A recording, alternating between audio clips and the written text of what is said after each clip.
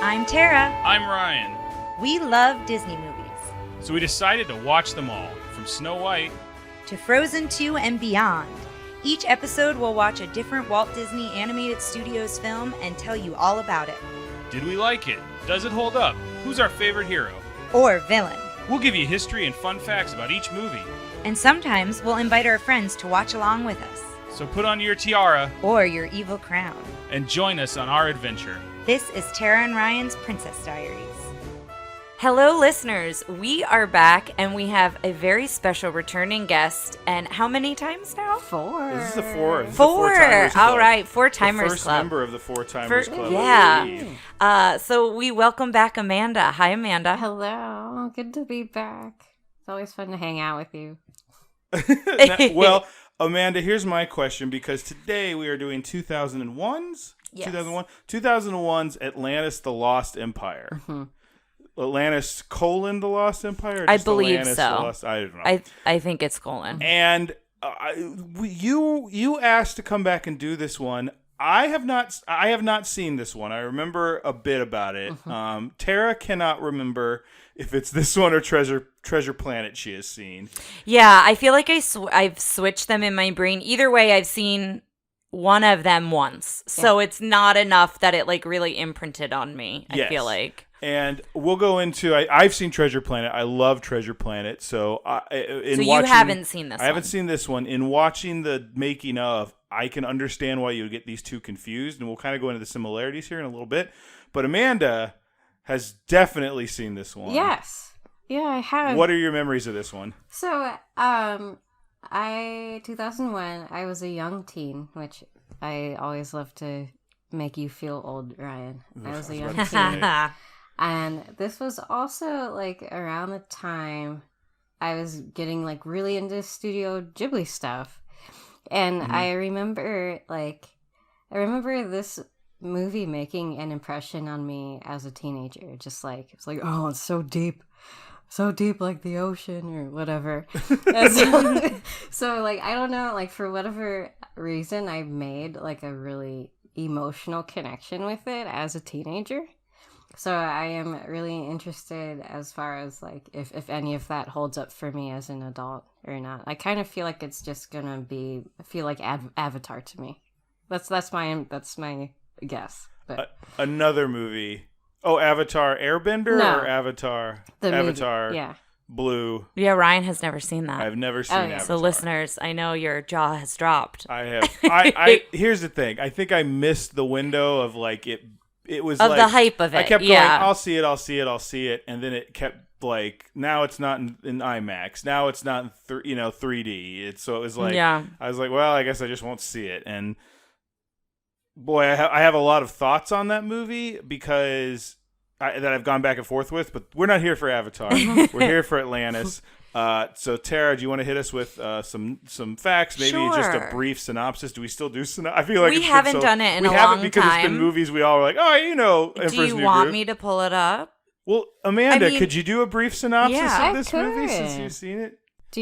Where do you usually get? You don't have to bring it up. You can just hit me with it. A dude named Milo finds stuff from his grandfather, decides to, and he's like, tries to get, like, funding to go on a trip to find Atlantis, and adventure happens and things don't go to plan. I heard this described kind of as a Dirty Dozen meets Journey to the Center of the Earth. Yeah. I have a lot of facts on those specific things. Yeah, it's a big group of people who are trying to find Atlantis, and it's like Jules Verne, but also kind of like a big group picture, which I'll have opinions after we watch it, but in watching it, this was the longest, so I watched a 2-hour documentary on this movie. Wow. Yeah. And I think it was just all the special features off the DVD, and the section that was like, let's go into the characters, and they went through each character, was by far the longest I have ever sat through for one of these, because there are like 20 characters that each have like their own supervising animator and all this. But I'm wondering if that's to the detriment of this movie, because there's so many characters. I'm like, I'm not going to remember who all these people are. And you know me, like, I'm Mr. I remember most things. Oh, yeah, I remember. I'm going to have a real hard time, I'm sure. Right. But it got a 49% on Rotten Tomatoes. So, it did not do super well. But it was considered a science fantasy action adventure. And they say it was the first sci-fi full-length animated feature that Disney did. So they really branched out doing something different with this. They wanted it to be, you know, they had shirts made that said less songs, more explosions. Did I just steal one of your facts? You did. It's fine. I'm sorry. Like, this was a big thing where they're like, we're going to do, it's going to feel comic booky. It's going to feel like Star Wars or Raiders of the Lost Ark, and more of these things that you just kind of like showed up. It felt like that era of people were taking over at the studio, people who grew up kind of watching those movies. Yeah. And it felt like they had a real excitement for it. And that's what they went for here. Yeah. So the development began after Hunchback. So that's 1996. So to kind of just put that in perspective, because it doesn't come out till 2001. It's the same Hunchback directors. Yes. Rick Wise and Gary Truesdale, I believe, with the producer Don Hahn. And they took inspiration from Star Wars and Indiana Jones, as you had mentioned. That's part of where their inspiration came from. They were also inspired by works by Jules Verne. So he was a French novelist, poet, and playwright, and he wrote Journey to the Center of the Earth. That was 1864. Great book. He wrote 20,000 Leagues Under the Sea, 1870, and Around the World in 80 Days in 1872. He apparently they go to Atlantis and Journey to the Center of the Earth, or like they go through it. It's like a stop in there, go, and it's just like an abandoned city, and that's what they kind of talk about. So yeah, have you guys read any of the? I've not. I've read Journey to the Center of the Earth. Okay. I feel like I might have when I was younger, but I also don't know if it was like an abridged version that was more of like a picture book, because I remember maybe more pared down for like children. Yeah, like I might have done that, but I've also seen Journey to the, or maybe not Journey to the Center of the Earth. Oh yeah, Journey to the Center of the Earth. So these are also during the like 50s and 60s. These are the B movies where they like do Ray Harryhausen like stop motion animation. They did it for A Mysterious Island, which is I think the sequel or the prequel to, because Nemo's in it. Captain Nemo from 20,000 Leagues Under the Sea. But like they had like a big giant crab and a giant like hornet or something, if I remember correctly. And then, but I think Journey to the Center of the Earth was a cheaper production studio. So it's literally like, oh no, dinosaurs. And then it's like an iguana with like horns taped to it and like a thing, and it's just, you know, bum bum bum bum, and it's like just on like a miniature set, and they're going, no. It was great. But I used to love I think these type of movies that were based on his works, because I love 50s 60s sci-fi monster movies. Yeah. So another interesting thing, this is PG. And so we mentioned this in Dinosaur, but the other PG movies of Disney, can you name them? Obviously, I just said one of them. Well, more of them are like now. I feel like Wreck-It Ralph and I'm only up to this movie. Oh, up to this movie? So what ones are PG? And I gave you one of them. Black Cauldron. Hunchback?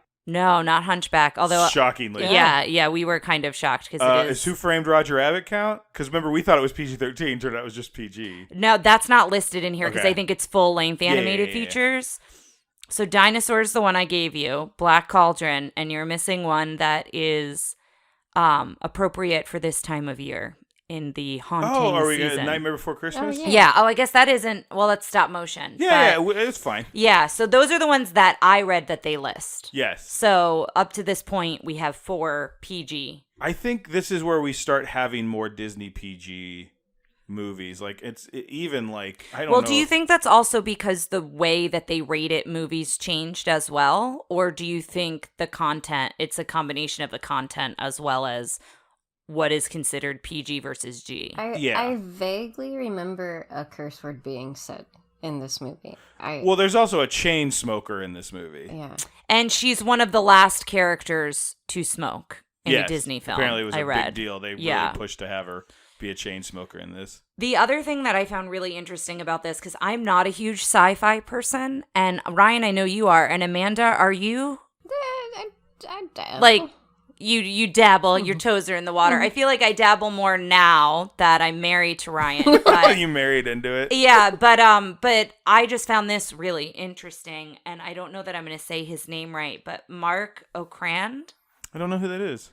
He created the Vulcan language for the original Star Trek series in 1966. See, I've only recently really gotten into Star Trek. He also created is it Atlantean? Atlantean. Atlantean. Yes.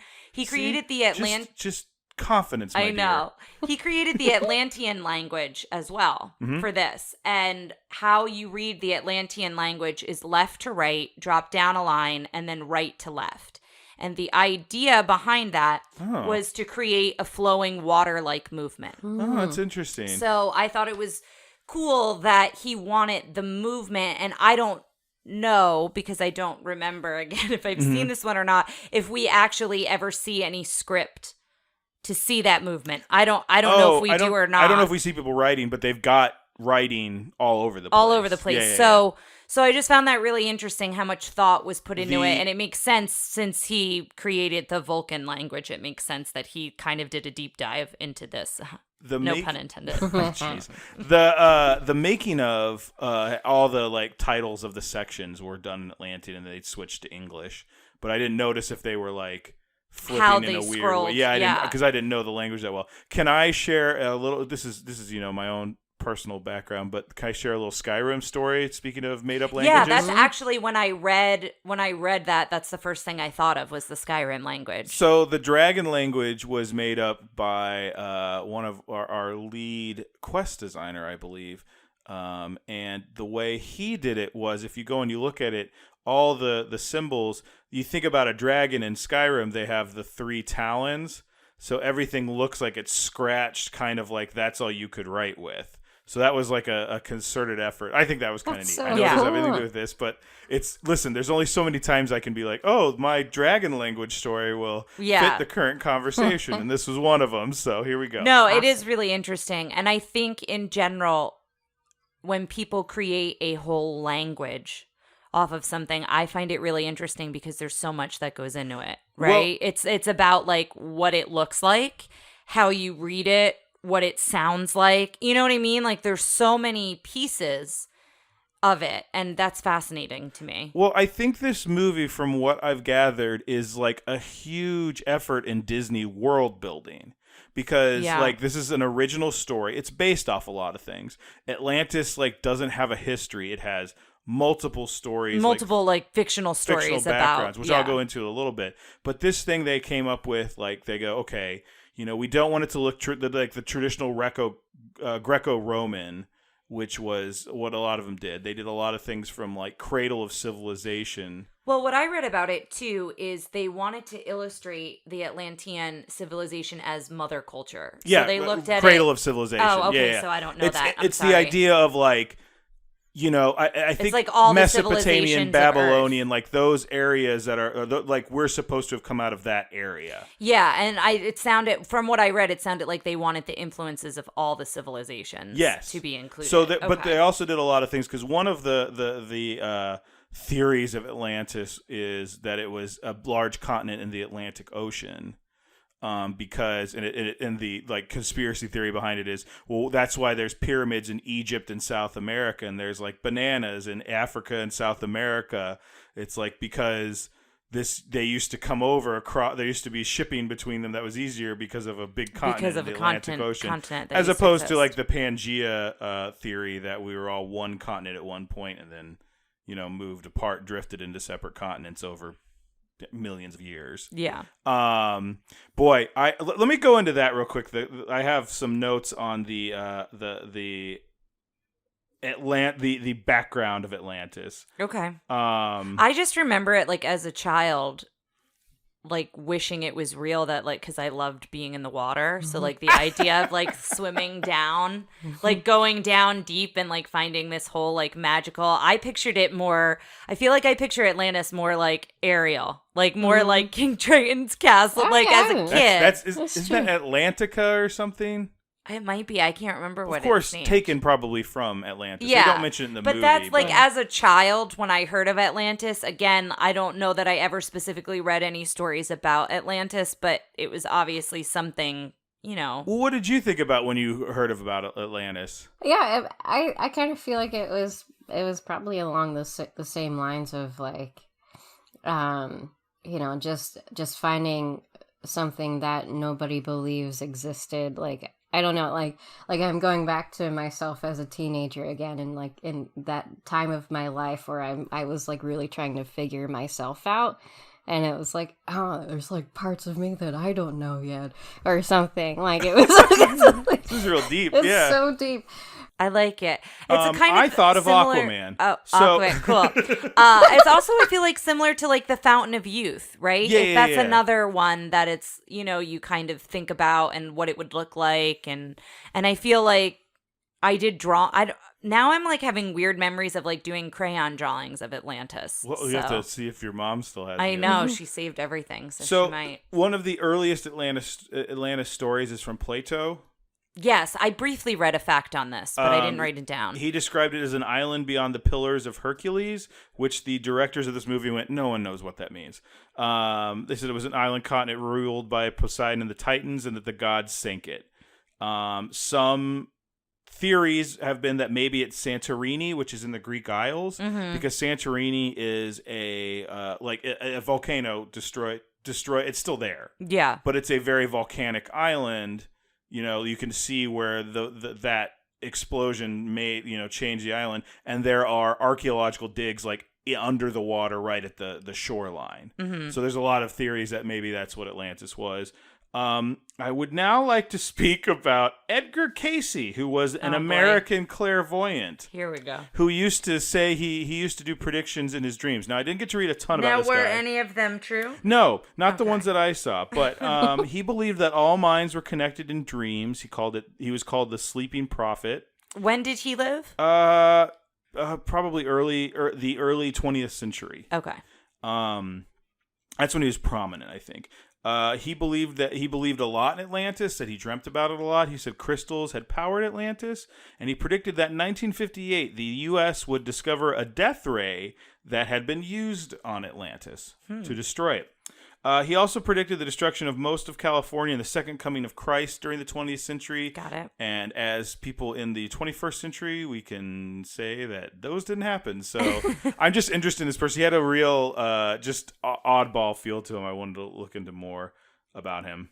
But yeah, those are some original Atlantis stories. Yeah, well, and the crystals, I feel like that is prominent in this as well. Well, these are actually the stories. Sorry, when I say these are Atlantis stories, these are ones that they directly looked into. Okay, that they chose from. Well, another thing they did, we always find this interesting when the animators or the production team or whoever is involved goes and travels to areas to do research. And so the production team took a trip to Carlsbad Caverns. So national park. I really want to go there.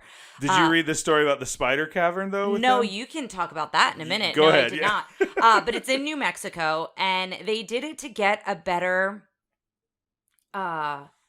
idea and a better feel of what it was like to live underground. Yes. So they really wanted to immerse themselves in what it could feel like to live underground, and that's kind of where they took inspiration from. Well, I know they looked at a lot of submarines and into like World War I tanks as well for that kind of aspect of this. But going back to Carlsbad Cavern for a second, there's a video where it shows Don Hahn like going into, it's one of those things where he's going into a hole about maybe manhole cover size. Okay, I already hate this because you mentioned spiders. Well, so I know it's called the Spider Cavern, and they're climbing down, and all of a sudden someone goes, "Why is this called the Spider Cavern?"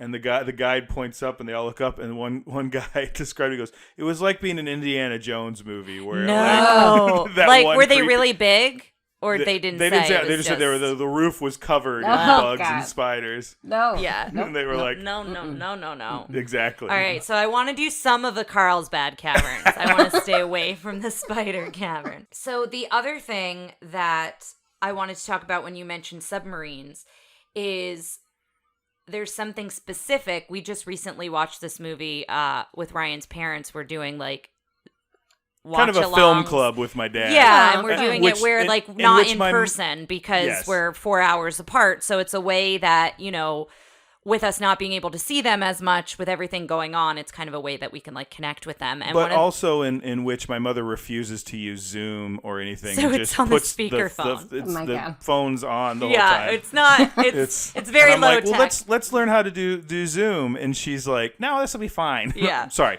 I hope my mom never listens to any of these episodes. But anyway, one of the movies we recently have watched is The Hunt for Red October.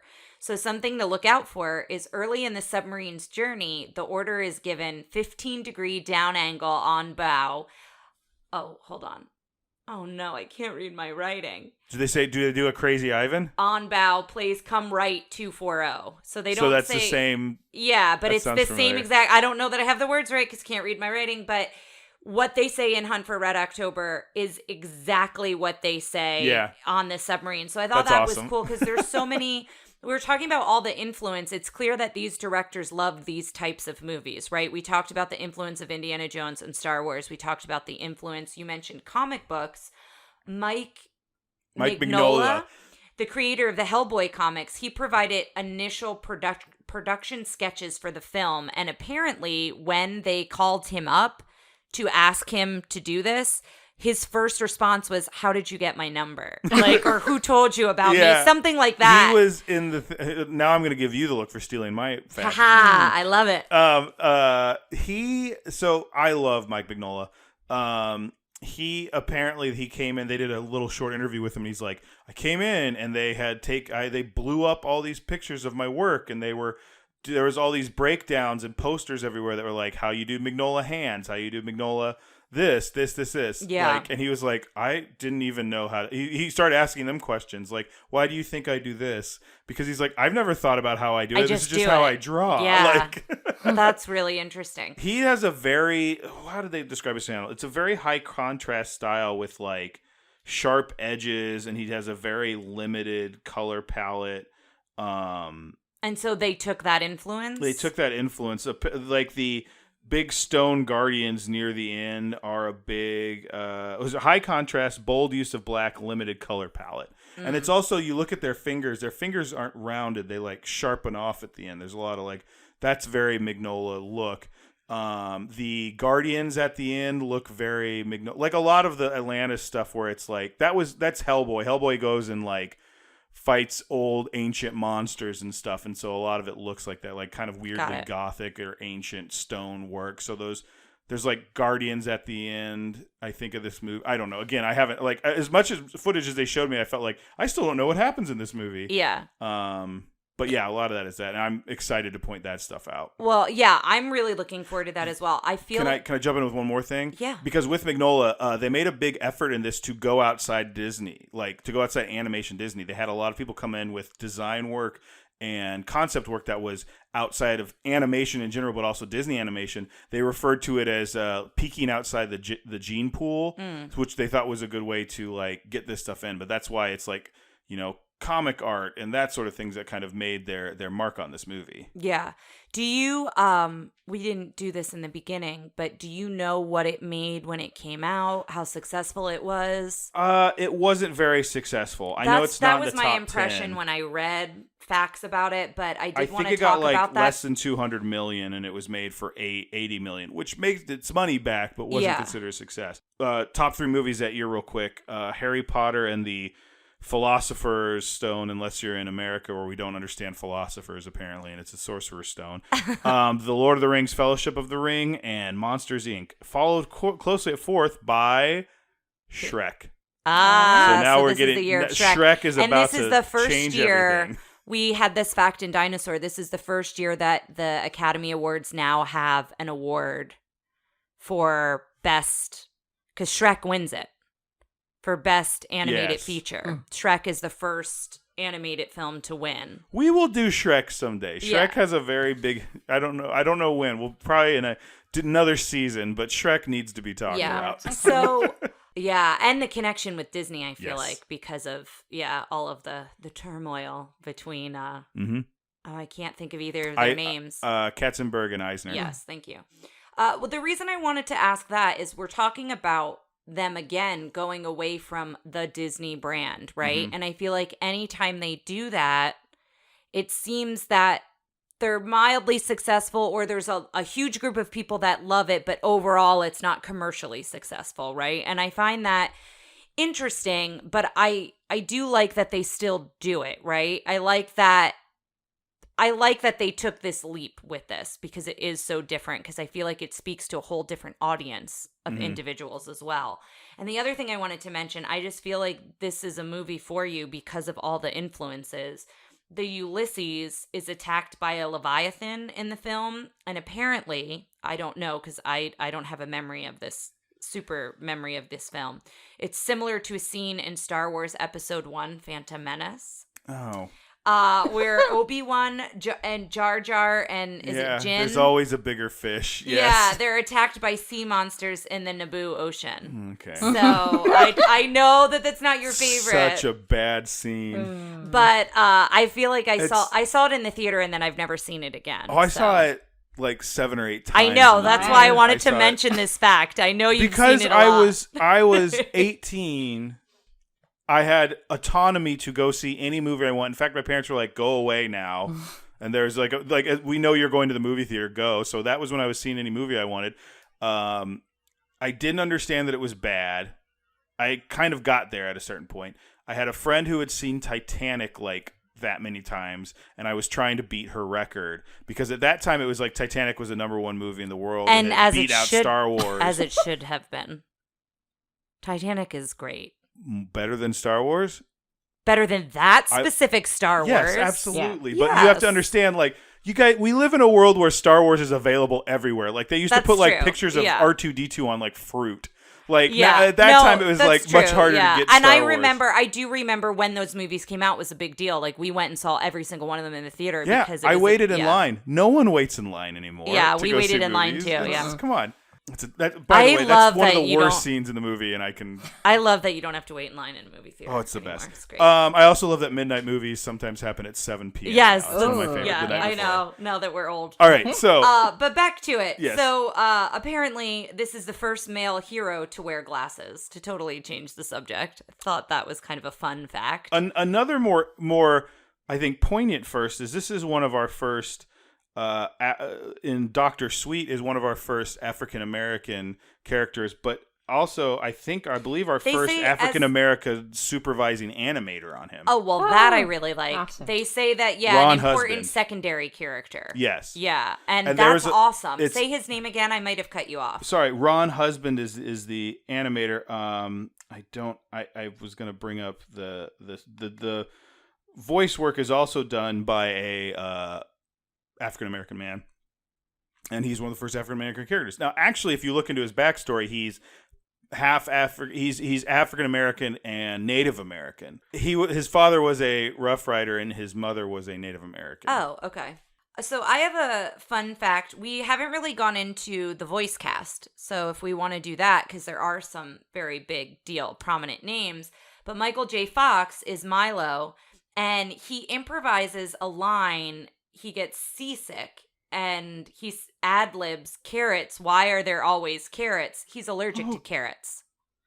So well, it was like that's a throw-up joke. Yeah, but it was an improvised line based on his real life, so I just thought that was kind of fun. So he's a big name. James Garner is the villain. I love me some James Garner, and I've got some facts about him in a minute here, but I didn't know if you wanted to go into any of the other voices. Phil Morris was the voice of Dr. Sweet. We've got Corey Burton, who's a prolific voice actor, has done so many roles as Moliere, who is the digging specialist. Do we remember this character? The guy who looks like a mole? In what movie? And has all the dirt. See, that sounds movie. familiar. Oh, Maybe I have seen this movie. Yes, he's the guy who's like he has all the dirt. Yes. We have John Mahoney, who was Fraser Crane's dad, as Preston Whitmore. Please check out Craniacs wherever you get your podcasts. That's Craneaiacs. That's Ryan's other podcast. My other podcast. Leonard Nimoy, Don Novello as Vinny, a bunch of actors. But one I want to talk about more than anyone else. Sure. Is Jim Varney. This is Jim Varney's last role as Cookie. Yes, I read a bunch of facts about this. Jim Varney, of course, Ernest. At this point, you might have heard a very special Halloween episode of Ernest Scared Stupid, Childhood Trauma Theater. This was his last role. I believe he died of lung cancer. Yeah, 50, I think. He was a big smoker. He was on the younger side. And apparently, when he was recording this, or when they were showing him or something, there was a point where he goes, "Oh, I'm never going to see this movie." He knew he was going to pass before them, but they brought him preliminary stuff for his scenes, and he was so happy about it. That's great. Also, Jim Varney, of course, also the voice of Slinky Dog for the first two Toy Stories. Oh yeah, I forgot about that. And so going back to my main man, James Garner. Do you have a crush on James Garner? I feel like you might. From Maverick, right? That's James Garner. That's like my James Garner. When I think of him from Maverick. I think of him from Support Your Local Sheriff. Yeah. Did you also ever see a movie called My Fellow Americans? No. Where it's him and Jack Lemmon are...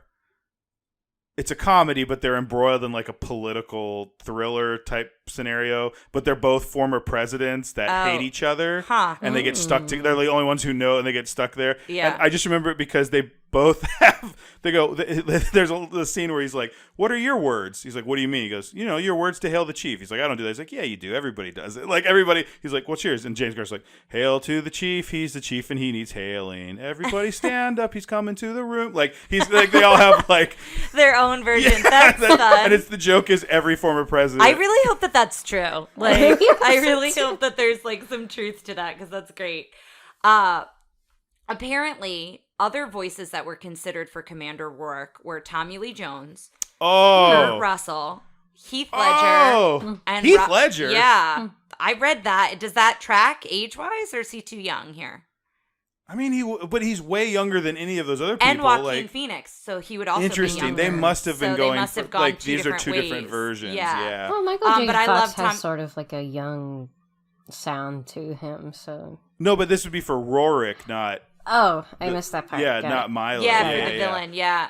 I like Tommy Lee Jones or Kurt Russell. I think that would have been fun. I mean, we're talking my top three old man actors right now. Mm-hmm. So the last thing I have here is apparently when James Garner was told, he went in, he did a bunch of the voice work, and then he was told it'll be 18 months between recordings before we'll need you again, because we'll put it together, we'll show you some things, and we'll need pickups, and then we'll need you back. And he said, "Can you speed things up? At my age, I don't even buy green bananas." It's that's a really good line. But I also have some other voices that were considered for Michael J. Fox. So Tobey Maguire, Jim Carrey, Nicolas Cage, Brad Pitt, and then there's other ones, but those are kind of the big names. I feel like at that time they're probably just putting Brad Pitt on everything. Everything. Yes. Just can we get Brad Pitt? Yeah. And the answer was no. They had to save him for Sinbad. DreamWorks Sinbad. Remember that movie? No. Nope. That's funny. No, I think Michael J. Fox was the right choice. But I always find it interesting when you can read that list of other names that were considered or other people they wanted to try to get. But do you have anything else? I thought it had some interesting stuff with some of the designs. Now you're gonna have to help me with the name of the. Is it Kida? Is the lead female character, the princess of Atlantis? Sure. I don't really sure. Well, I believe it was Kida, but they did a lot of work on her. I think that was very interesting. It was a little weird to hear the animator talk about this because it was very, in a way, objectifying, but you could tell I think he felt uncomfortable talking about it because he was like, well, I gave her she's dark skinned because I wanted her to not look like the quote unquote girl next door. She's got dark skin, but completely white hair. She's built this way. And he's discussing all her features, and I feel bad for the guy because he did feel like he was like, I find this attractive. Like he was like seemed very embarrassed to talk about it because he's like, I wanted her to be attractive, but I wanted her to look different. Like he's like, essentially he's like, I don't want her to look like a white princess from Germany. She's like this. She's got very big lips because I've looked at I've looked at a lot of pictures of supermodels and I noticed that they all have very big lips. Like he's like, I made her nose wider because I think in most cases like they look like this, and like I wanted it to look like kind of a mishmash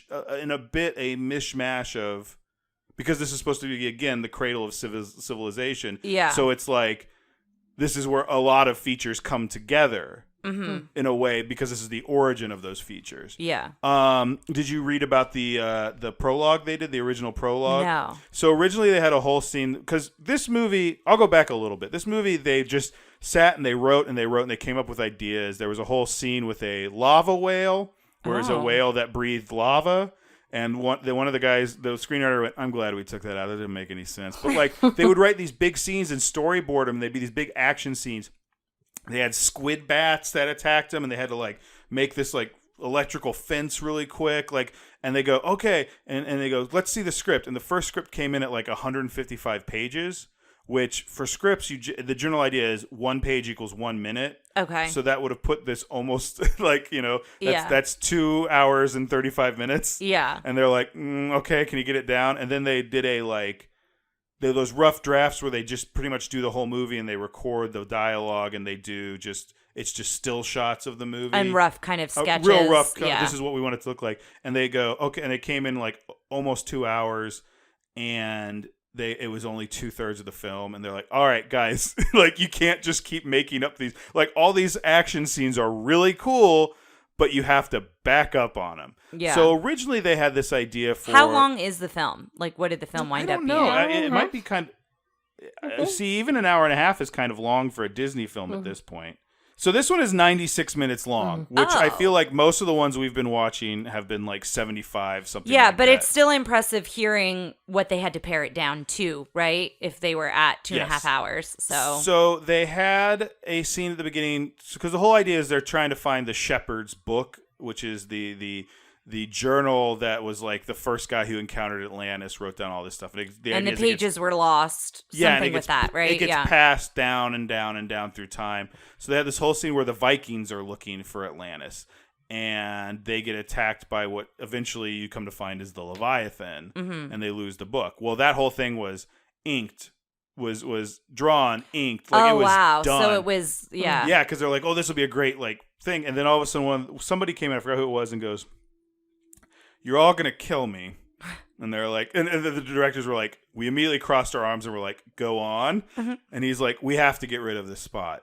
They go, why? He goes, well, you don't meet the Atlanteans till over halfway through the movie, and I don't care about them by then. So what if we had the sinking of Atlantis and we actually have Kaida, whoever that character is. Yeah. And she as a baby is there. And they all cross their arms and they're like, mm-hmm. And then it goes, because in our heads we were going, he's right. Yeah. And then it goes, and if you watch any screening we've had of the movie of people who've never seen it, they'll watch it with the kid and then they'll go through it. And then when she shows up later, because she looks very similar, they all go, that's the girl. Like the kids all go, that's the girl from the beginning. And they're like, yeah, it was a lot of money. It was a lot of time, but he was right. But we'll put this up on the Facebook page. You can see the old prologue. It's that's done. Cool. That's cool. Which is crazy far along for a Disney movie. So yeah. Other than that, I have stuff I'll go into when we come back. Do you have anything you want to add, Amanda? No. You just excited to watch this one? Yeah. It'll be good to return to it. I think I may have seen it. The more like you started talking about the individual characters, maybe it's Treasure Planet I haven't seen. I don't know, listeners. Stay tuned. When we come back, I hopefully will have a better idea. And like I said, remind me when we come back, and I'll go into why you may have made that distinction. Between the two, yeah. The filmmaking techniques and stuff like that. Mm-hmm. But for now, sounds like we're ready to take the VHS out of the Oh, God. I know. The last couple times you've really tongue-tied this. Get up in my head. Okay. It sounds like it's time for us to take the VHS out of the clamshell and stick it in the VCR. See you on the other side, listeners.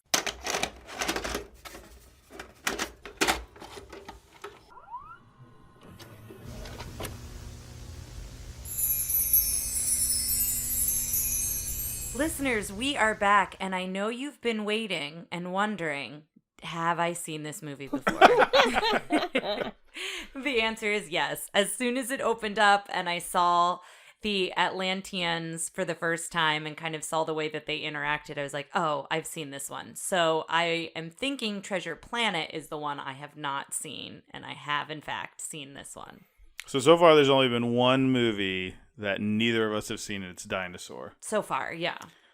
So, I know they've also been wondering how I, who've never seen this, like this movie, and I did. I liked it a lot. Yeah, I thought it was good. I mean, it was a rewatch. I've only seen it once. So. It was interesting that it I also get why it didn't do well, because it's trying to do a lot of things that aren't Disney, aren't known for Disney. So if you went to especially in 2001, I feel like... I think if you went to it expecting a Disney movie, expecting the beats of a Disney movie, it doesn't necessarily follow all of those in the same way. I also think they, the stakes are weird, when they're fighting the Leviathan, which I'm shocked the Leviathan never came back. Yeah. You don't really, it's cool, look at the submarine, and the submarine's gone. Or yeah. What do we have to fight this Leviathan? It's oh no, that's a crazy monster. But also our submarine shoots off 8 smaller, the submarine does stuff that couldn't happen in real life. Mm-hmm. So the stakes against a monster are weird, a mechanical monster. Yeah. I thought I was going to enjoy the parts leading up to Atlantis, and when they got to Atlantis, I was going to kind of fall off, because usually I don't like mystical stuff as much. I like the Jules Verne stuff. Seeing I'm the opposite. Mm-hmm. And I was the opposite watching this. As soon as Kida, who's now one of my favorite Disney princesses, she's great, showed up, legitimately a Disney princess. Mm-hmm. Is she officially considered one? No, but she's a princess. Oh, she should be, yes. She's a princess. Mulan's not a princess, movie. but she kind of gets... But Mulan is in the parks. That's what I'm saying. Yes. She doesn't have presence in the parks, does she? I'll have to look up on that character thing, but she doesn't have a bra. I don't think this movie has much of a presence. Yeah. Well, Amanda, what did you think, was one that you loved growing up? How did it hold up for you? I loved it. I think I feel like I appreciate it more. It's beautiful to look at. First of all, I just thought I was just sort of blown away by the art of it. And the world building. Yeah, Ryan had mentioned earlier, they did a lot of homework, so to speak, in really building this world that made you feel like you were immersed in it. I would agree with that. I think that's why I liked Atlantis better too, because underground was too dark. I felt like I couldn't see anything. But I think that's the contrast of when you get to Atlantis too. Yes, right? but that's 40 minutes of I guess that's true. I can it looks kind of muddy and not super interesting. When they did stuff like the Firefly attack scene, or that was cool, yeah. When they pop out of the water for the first time and there's lights in the submarine that. And when they're in the dark through that montage, and we'll kind of go into it, but when they're in the dark in the montage, you do see the Atlanteans. We don't really know what they are yet. Yes, that was a very cool design. Yeah. I love their masks. Yeah. This is with that big fur, and they look like kind of otherworldly creatures. Yeah. But I thought there was a lot of the characters were really cool.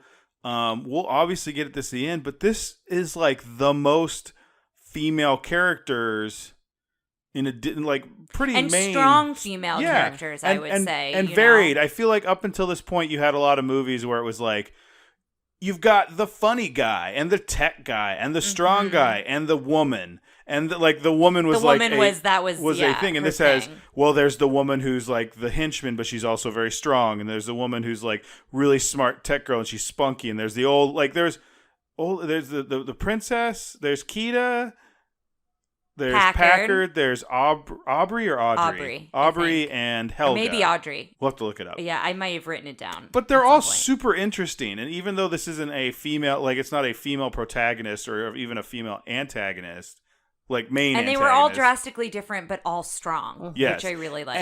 And all good at what they set out to do, whether that was good or evil, right? Yes, and even Helga at the beginning starts off as a femme fatale. Yes, I think in an effort to throw Milo off, because she's not really like that the rest of the movie. She's not to me, it was, having seen the movie, the fact that she showed up in like a slinky dress, like it all felt like a put on to get Milo in the car. I think it was to captivate him. And then also, she presumably is working for Whitmore, but then we find out really she's working with Rorik. But to Milo, she's like Whitmore's second in command, right? The one who's funding this whole mission.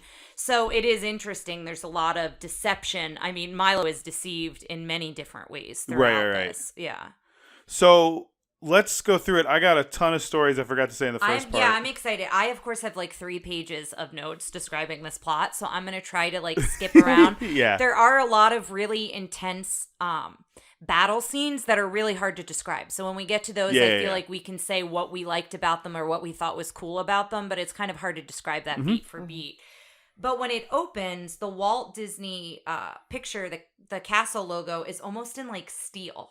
It's textured. It looks like really cool. It looks like the 20,000 Leagues ride. It's like underwater, and there's a kind of like wavy I don't know light. That it's steel, but it's got a texture. It looks like rusted. I think you're right. I think it's like rusted metal. And there's a Plato quote that I took a picture of because anytime there's writing on something, I never can write it down fast enough. But after we see the logo of Disney, this Plato quote from 360 BC, in a single day and night of misfortune, the island of Atlantis disappeared into the depths of the sea. I'm surprised we didn't get any Edward Casey quotes. The mentalist. The one we didn't get. I'm kidding. But I feel like him being like, when I sleep, I see Atlantis. Edward Casey. Oh yeah. But what struck me right away is when it opens, it is silent.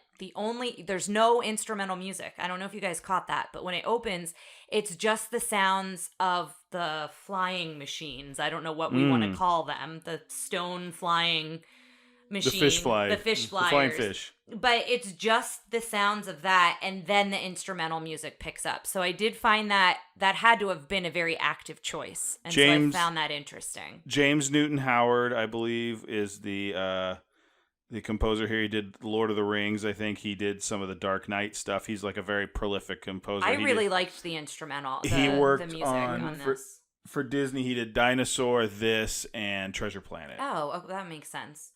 I feel like they're all, now that I know which one I've seen, but they're epic, so that kind of makes sense. But we see this battle going on, and we see Kita's mother get beamed up. Like, I didn't know really how else to describe that, but essentially she's called to this light. She's called, and we find out more later about what exactly happened to her mother in this moment.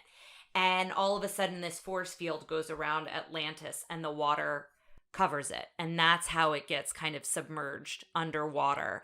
And at this point, we don't exactly know why. And I do like that when we get to the end of the film, it comes full circle, and we see how that happens from a different perspective.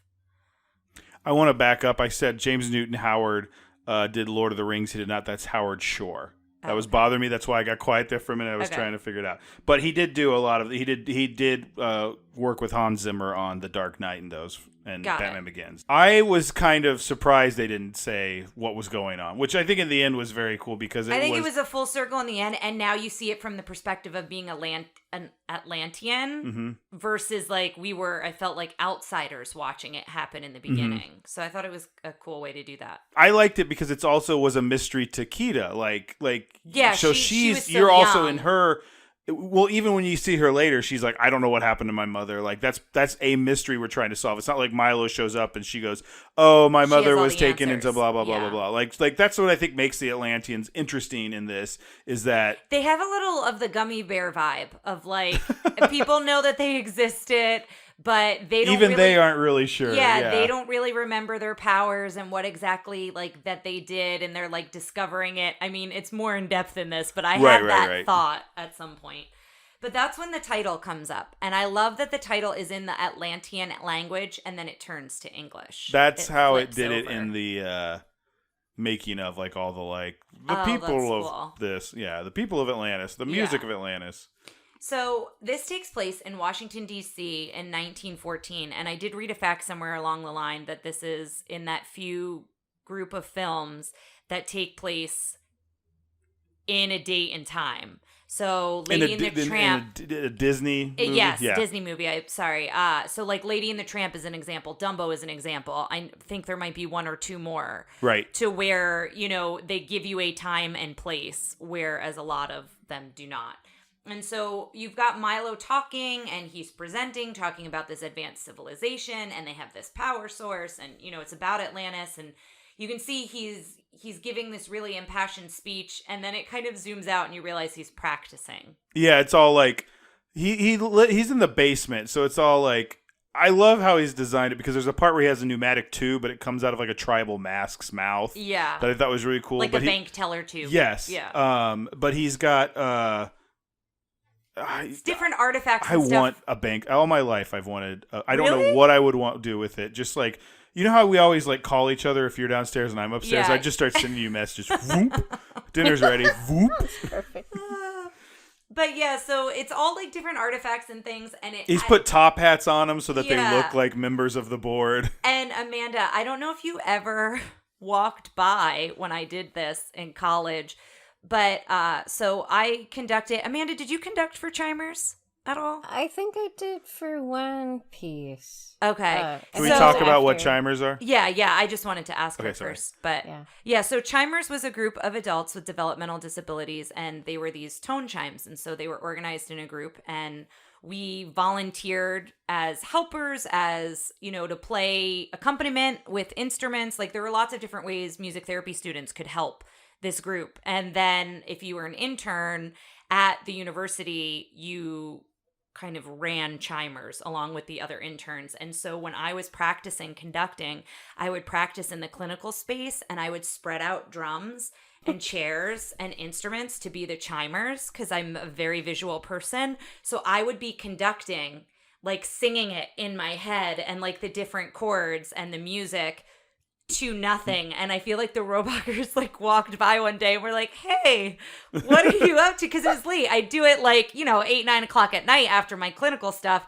I would like go to the university and go into the clinical space, and they like, I think were equally like thought it was hilarious, and we're just like, okay, whatever works for you. But it was like a really funny thing. Who were the Roebuckers, real quick? Oh, they were our professors. They were husband and wife duo. They're no longer at Shenandoah. They're at a university in Florida. But Suzanne Roebucker and Michael Roebucker, and they are delightful and amazing. But yeah, so he's practicing this speech. We realize his grandfather was an explorer. He still has the military helmet his grandfather had. Like we see an older picture of him, and you realize he's got this really strong connection to him. And then we realize that the board has kind of him. Can I say that on Probably here? not, but she didn't say nearly as bad a word as you might think when me having bleeped that out.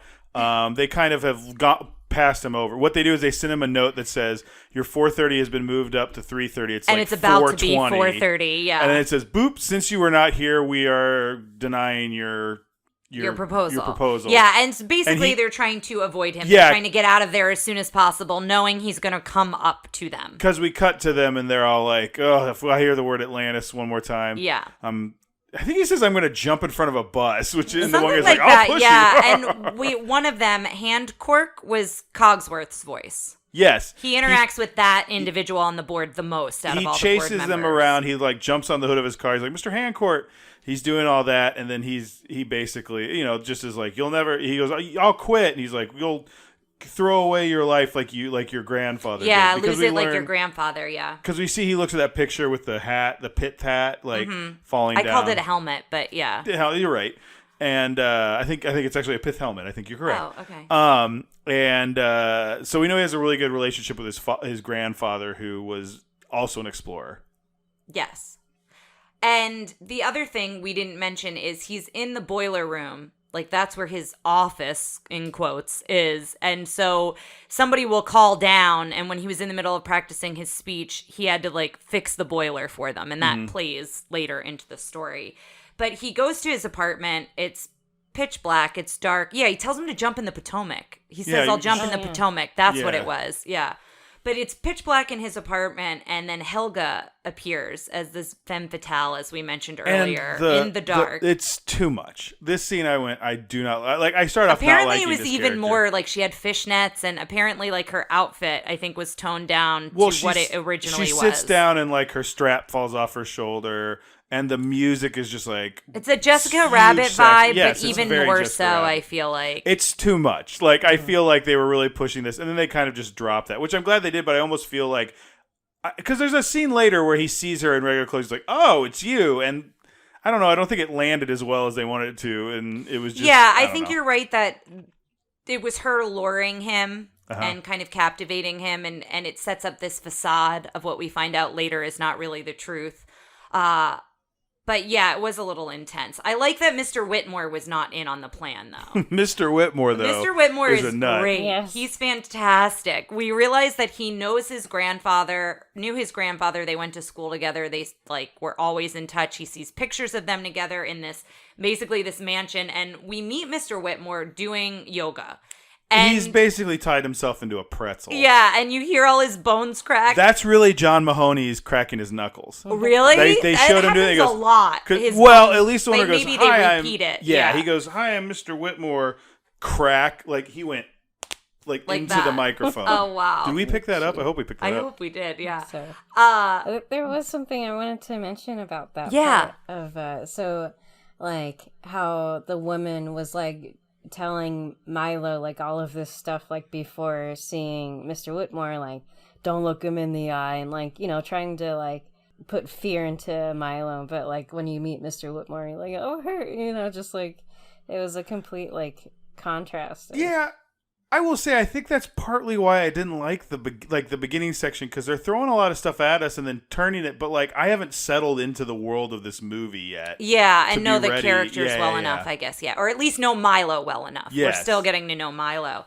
But Whitmore calls his grandfather crazy as a fruit bat. He's got a lot of good lines in here and kind of describing, you know, and he gives him this book, and it's the journal he's been looking for. And that was what his presentation and his proposal was for the museum was, I think it's not in Ireland, it's in Iceland. And I know that it's there, and that book will lead us to Atlantis. So Whitmore has hired a team to find the book. So it's one less thing that Milo kind of has to do at this point, because now he has the book at the Shepherd's Journal. This is also the part where he says, I made a bet with your Yes. grandfather that if he found it, I'd fund the petition and I'd kiss him square on the mouth. And boy, was I surprised when he found it. It's a picture and of them. And then there's a picture, a black and white photo of them.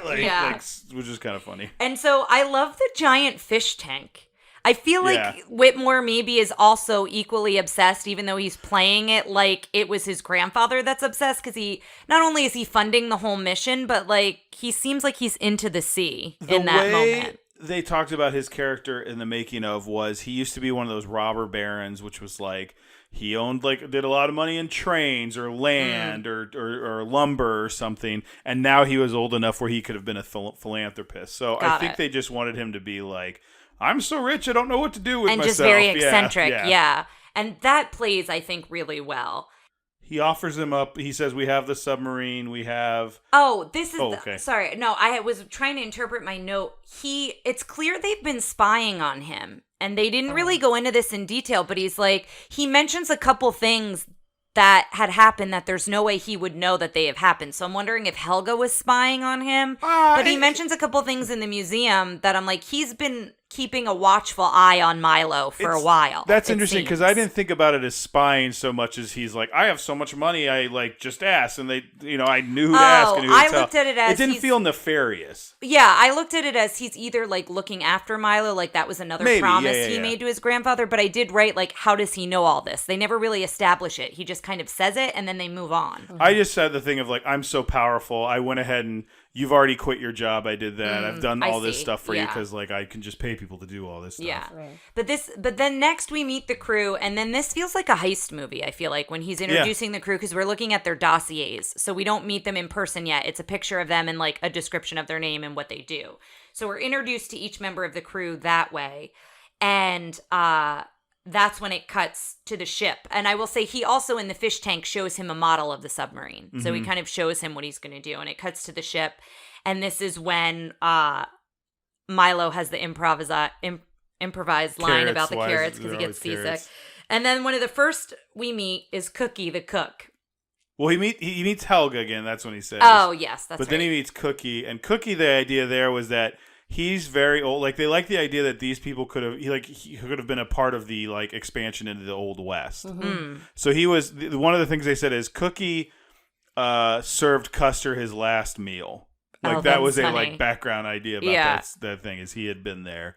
And he was upset. He goes, maybe if he just fed him better, he would have done better that day. He would have done better that day. Yeah. But yeah. I like Cookie. He's funny. Cookie was funny. He was like, he didn't want vegetables. He wanted, the 4 food groups were beans, bacon, whiskey, and lard. Like, those are the only things they needed. There is a through line of a theme in this movie, and, I don't know if this is, like, because you mentioned Cookie and like Old West sort of like mentality, like this theme of colonialism like throughout it that I've picked up on. Yeah, I mean, they're definitely not only, I don't know if colonialism is specific enough, but like these are people dealing with archaeology, and there's like a lot of like rethinking of that whole academia now as like. There was a lot of people who were like, "Oh, we went to these cultures, we stole a bunch of their stuff, and we sold it to museums." Mm-hmm.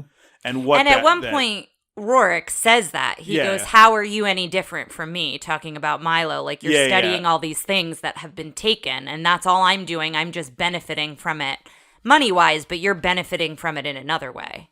Well, I think the other idea is they're benefiting from it money-wise. It's just, a museum. It's just different. But it's people re-looking at, like, Indiana Jones and him going and doing that sort of thing and the bad things. But this is, like, I do think they address it in some interesting ways. Like, we're right on the cusp of actually, like, knowing that it's bad, because there's a part where Vinny says, like, we never hurt anybody before.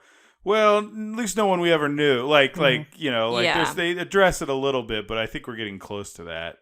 But, yeah, it's the same thing where it's, like, Cookie says some stuff that I feel like he's right on the cusp of being problematic. He's like, "Ghost of Jefferson Davis," and things like that. Where I'm like, "Oh, so Cookie fought for the Confederacy," is what I'm like getting out of this. And then like meeting the Atlanteans when they had their shield, their mask, like shields on. Like he said something that like, "Oh, this is what happened when we go to the Dakotas, and you just have to." That's right. Yeah, I forgot about that. Yeah, because it's a quick comment, but yeah, it definitely is there. Yeah. Well, thank you for mentioning that, because I mean, it is you're right. It is a through line. I think his character, I feel like, has some of the more like problematic lines when it comes to that. I think he fought for the Confederacy. Yeah. I love Cookie. He might be my favorite character. He's pretty good. We meet Commander Rourke here, and that's where we find out he led the expedition to find the journal, and the submarine descends. And this is where you were talking about how that was a really hard shot to do, and the Tonys. So I figured we'd talk about that here. Yeah, so there's a whole bunch of, like, red shirts for you Star Trek fans. Like, just random people who are there to be destroyed in battles. And help out, and basically side characters, right? Yeah. They're stormtroopers. People that you're not really attached to if something happens to them, I feel like. Yeah, so most of them in a lot of shots are CG, but they have the same system. We talked about this in Hunchback, where they have like different hats or different mustaches and facial hair, so you can kind of make like some of them real fast. So the shot where they're descending in the submarine and it turns is mostly CG in a lot of different parts there. Even the Tonys, they call them the Tonys. The group, like they were all named Tony. And so the Tonys walking around inside are CG, but then Milo is hand animated, but like it's hard to animate like a panoramic a spin around of a character to see them kind of rotate any amount. Like they kind of turn fast, and you watch that and it's like, I think we talked about in the Peanuts episode, they're looking right, they look left, like they had like 3 poses. Yeah. It was forward, left, and right. So like they do that a lot in 2D, but it's hard when you do this like slow. And it does feel rotation. Like a panoramic shot you'd see in like Hunt for Red October or in a live action. Panoramic is long. Oh, sorry, so I'm saying the wrong thing. You're just thinking like I'm thinking like a 360. Yeah, like a 360. So that's okay. Yeah. I'm just using the wrong term. That's okay. But I feel like it feels similar to those action movies. I think they did that very well. throughout this film. Speaking of panoramic, though, this movie was drawn in widescreen, which was kind of a new big thing. They did it, I think, way back on like Lady and the Tramp, but this was a much wider format than they had done typically, and they were worried at first about if that was going to raise costs, but they pointed out like they did some math thing. I can't remember. It was basically like they actually could draw it smaller, and then it would scale up. They didn't have to draw it bigger. But anyway, as you notice that it's in widescreen, and that's kind of like they wanted to do it because to pay homage to the movies they were aping, Raiders, Star Wars, all that other stuff. Yeah, speaking of, I'm surprised there wasn't a Wilhelm scream, or else, like, maybe there was. Good point. I don't know that there was, but because usually, even if we don't hear it, we'll come across a fact that mentions it. So, that's a good point. IMDb loves to put in, like, there's a Wilhelm scream in this movie. But then next up, we meet Moliere, who I thought was bunking with Milo, but I guess Milo was there to see the doctor, was there to see Sweet. So I don't really know. Were they bunking together? But he sits on his dirt. And so we find out that Moliere is pretty eccentric and he is obsessed with dirt and very knowledgeable, but it's very much like that's all he cares about. I have a hot take because I think this is a very beloved character. He's kind of a creep. I did not care for him. Yeah, he's kind of a creep. He's a creep to the women. Like when he wants, I didn't notice that, a little bit of that when when they're like, who should go with Kita? He's like, I'll do it, and he like his eyes get wide, and I wasn't super attached to him as a character. I could really take or leave him. I mean, he is the digger, which helps out in certain moments, but I don't know. I almost feel like they went too over the top with. His that's what character it was. It traits. was too cartoonish. Like I was just like, okay, yeah. If I had to cut anyone, he would be at the top of my list. Yeah, but I will say, for the most part, I liked the rest of the crew, the main crew, because we meet Sweet next. I really liked Sweet, the medical officer. I liked him a lot. I don't know how you guys felt about him. I loved him. I thought he was very cool. Yeah, they apparently wanted him to move really fast. Even though he was a big guy, because that was just an interesting thing. We forgot about Vinny. He met Vinny before he got on the submarine. Oh, he did? I must have not written that down. So Vinny you're going to really like, because Vinny, they wanted to study, if you notice. I loved Vinny. He sits, he's pretty still, but he moves a lot with his hands. And the reason they come up with that is because they watched The Godfather. They watched a lot of Italian broad actors. They said Italians always talk with their hands. They do. I can attest to that. What was it? What you thought you were really worried I was going to do this in Italy and get us yelled at? You do this with your hand to like make fun of my family and me, and then you would like say a bunch of gibberish, and then I was like, you can't do that when we go over there. Like that's not okay. And listeners, he didn't. Everything was great. Yeah, but so that was the big thing with him. And then the other thing I think I mentioned off mic was most of his lines were improv. Because he would come in. Let me find the actor. It was an actor who does Father Guido Sarducci from Saturday Night Live. He has the best like dumb like throwaway jokes. They are very good, and his delivery is really good. Also, the design of him, he's got almost like a bowl haircut, but it's short. So like it's like a short bowl. It's, you know what I mean? Like the way, like I don't know. I liked his design a lot. He's always got an unlit match in his mouth.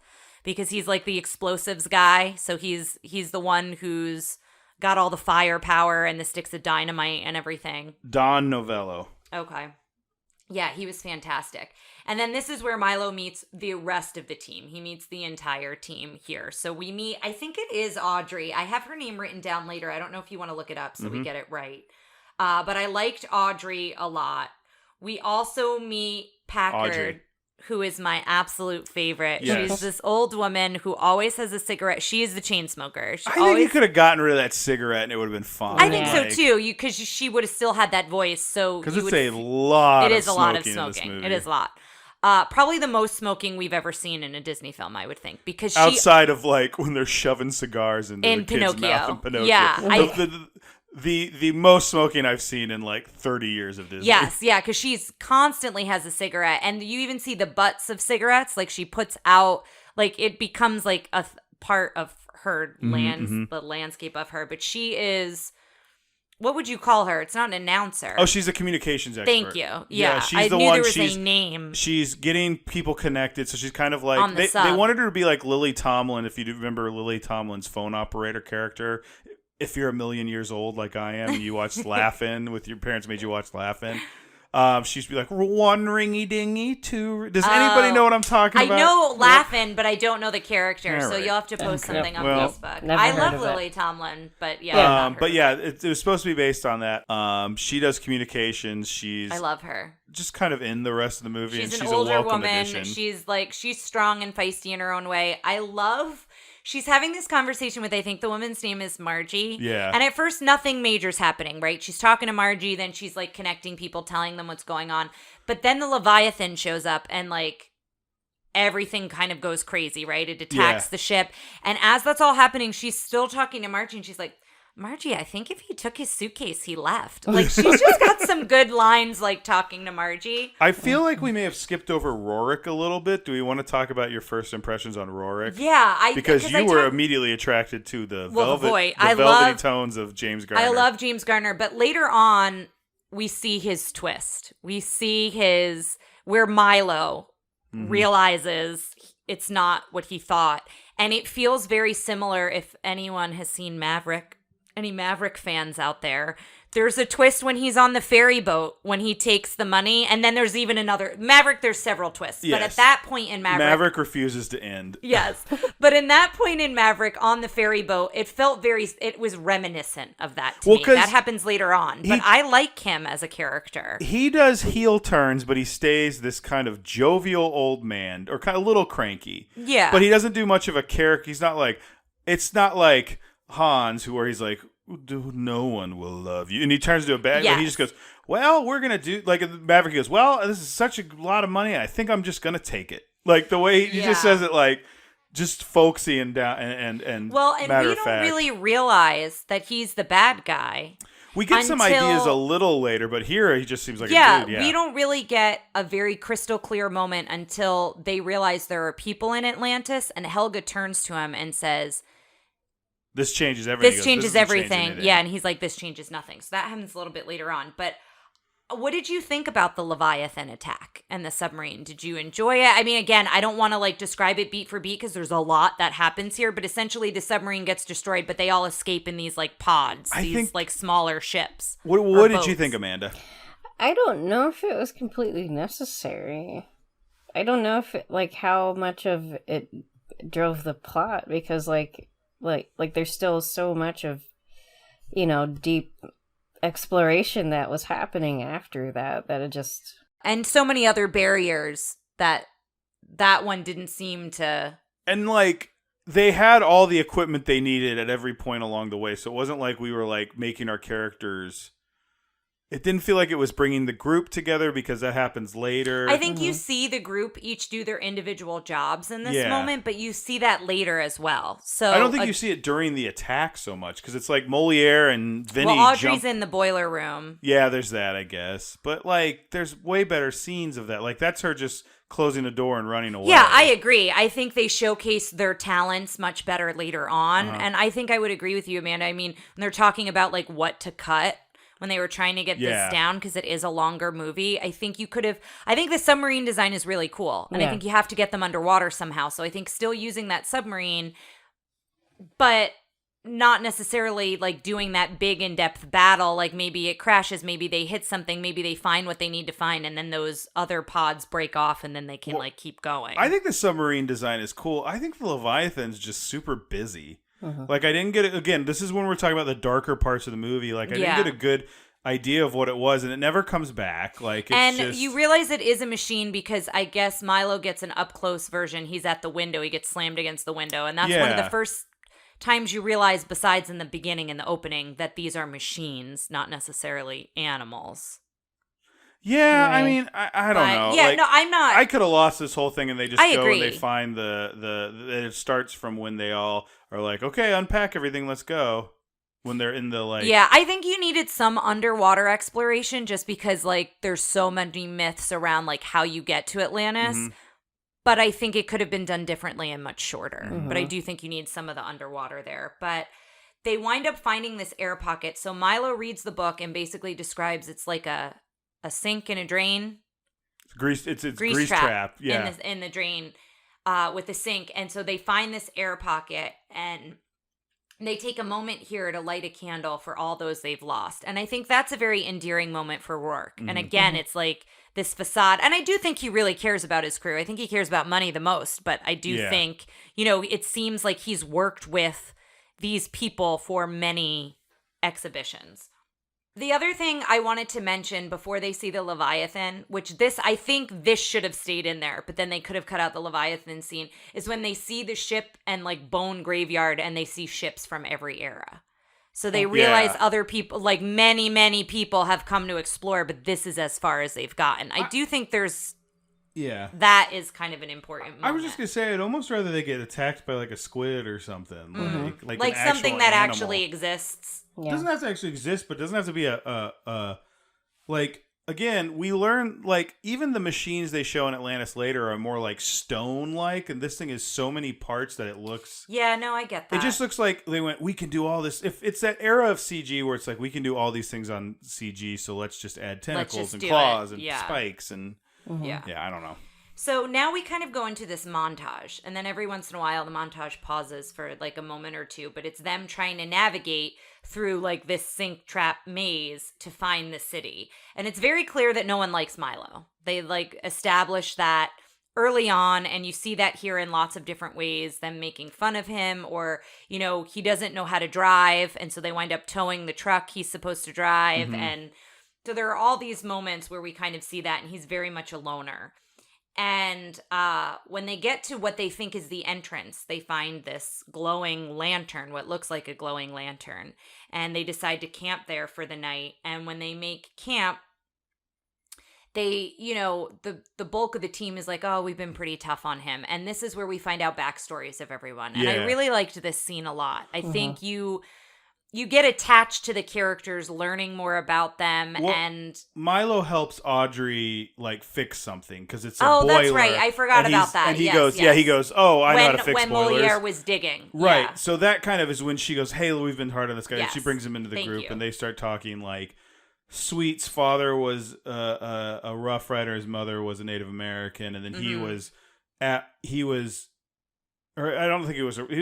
got conscripted into like battle or a skirmish, so he was like a battlefield doc while he was learning. Yeah, and we find out Audrey, like, her father always wanted sons, to be a boxer and to be a mechanic. She's the mechanic, and her sister is like up for the title. Yeah, so we find out that about her. We find out Vinny's family owned a flower shop.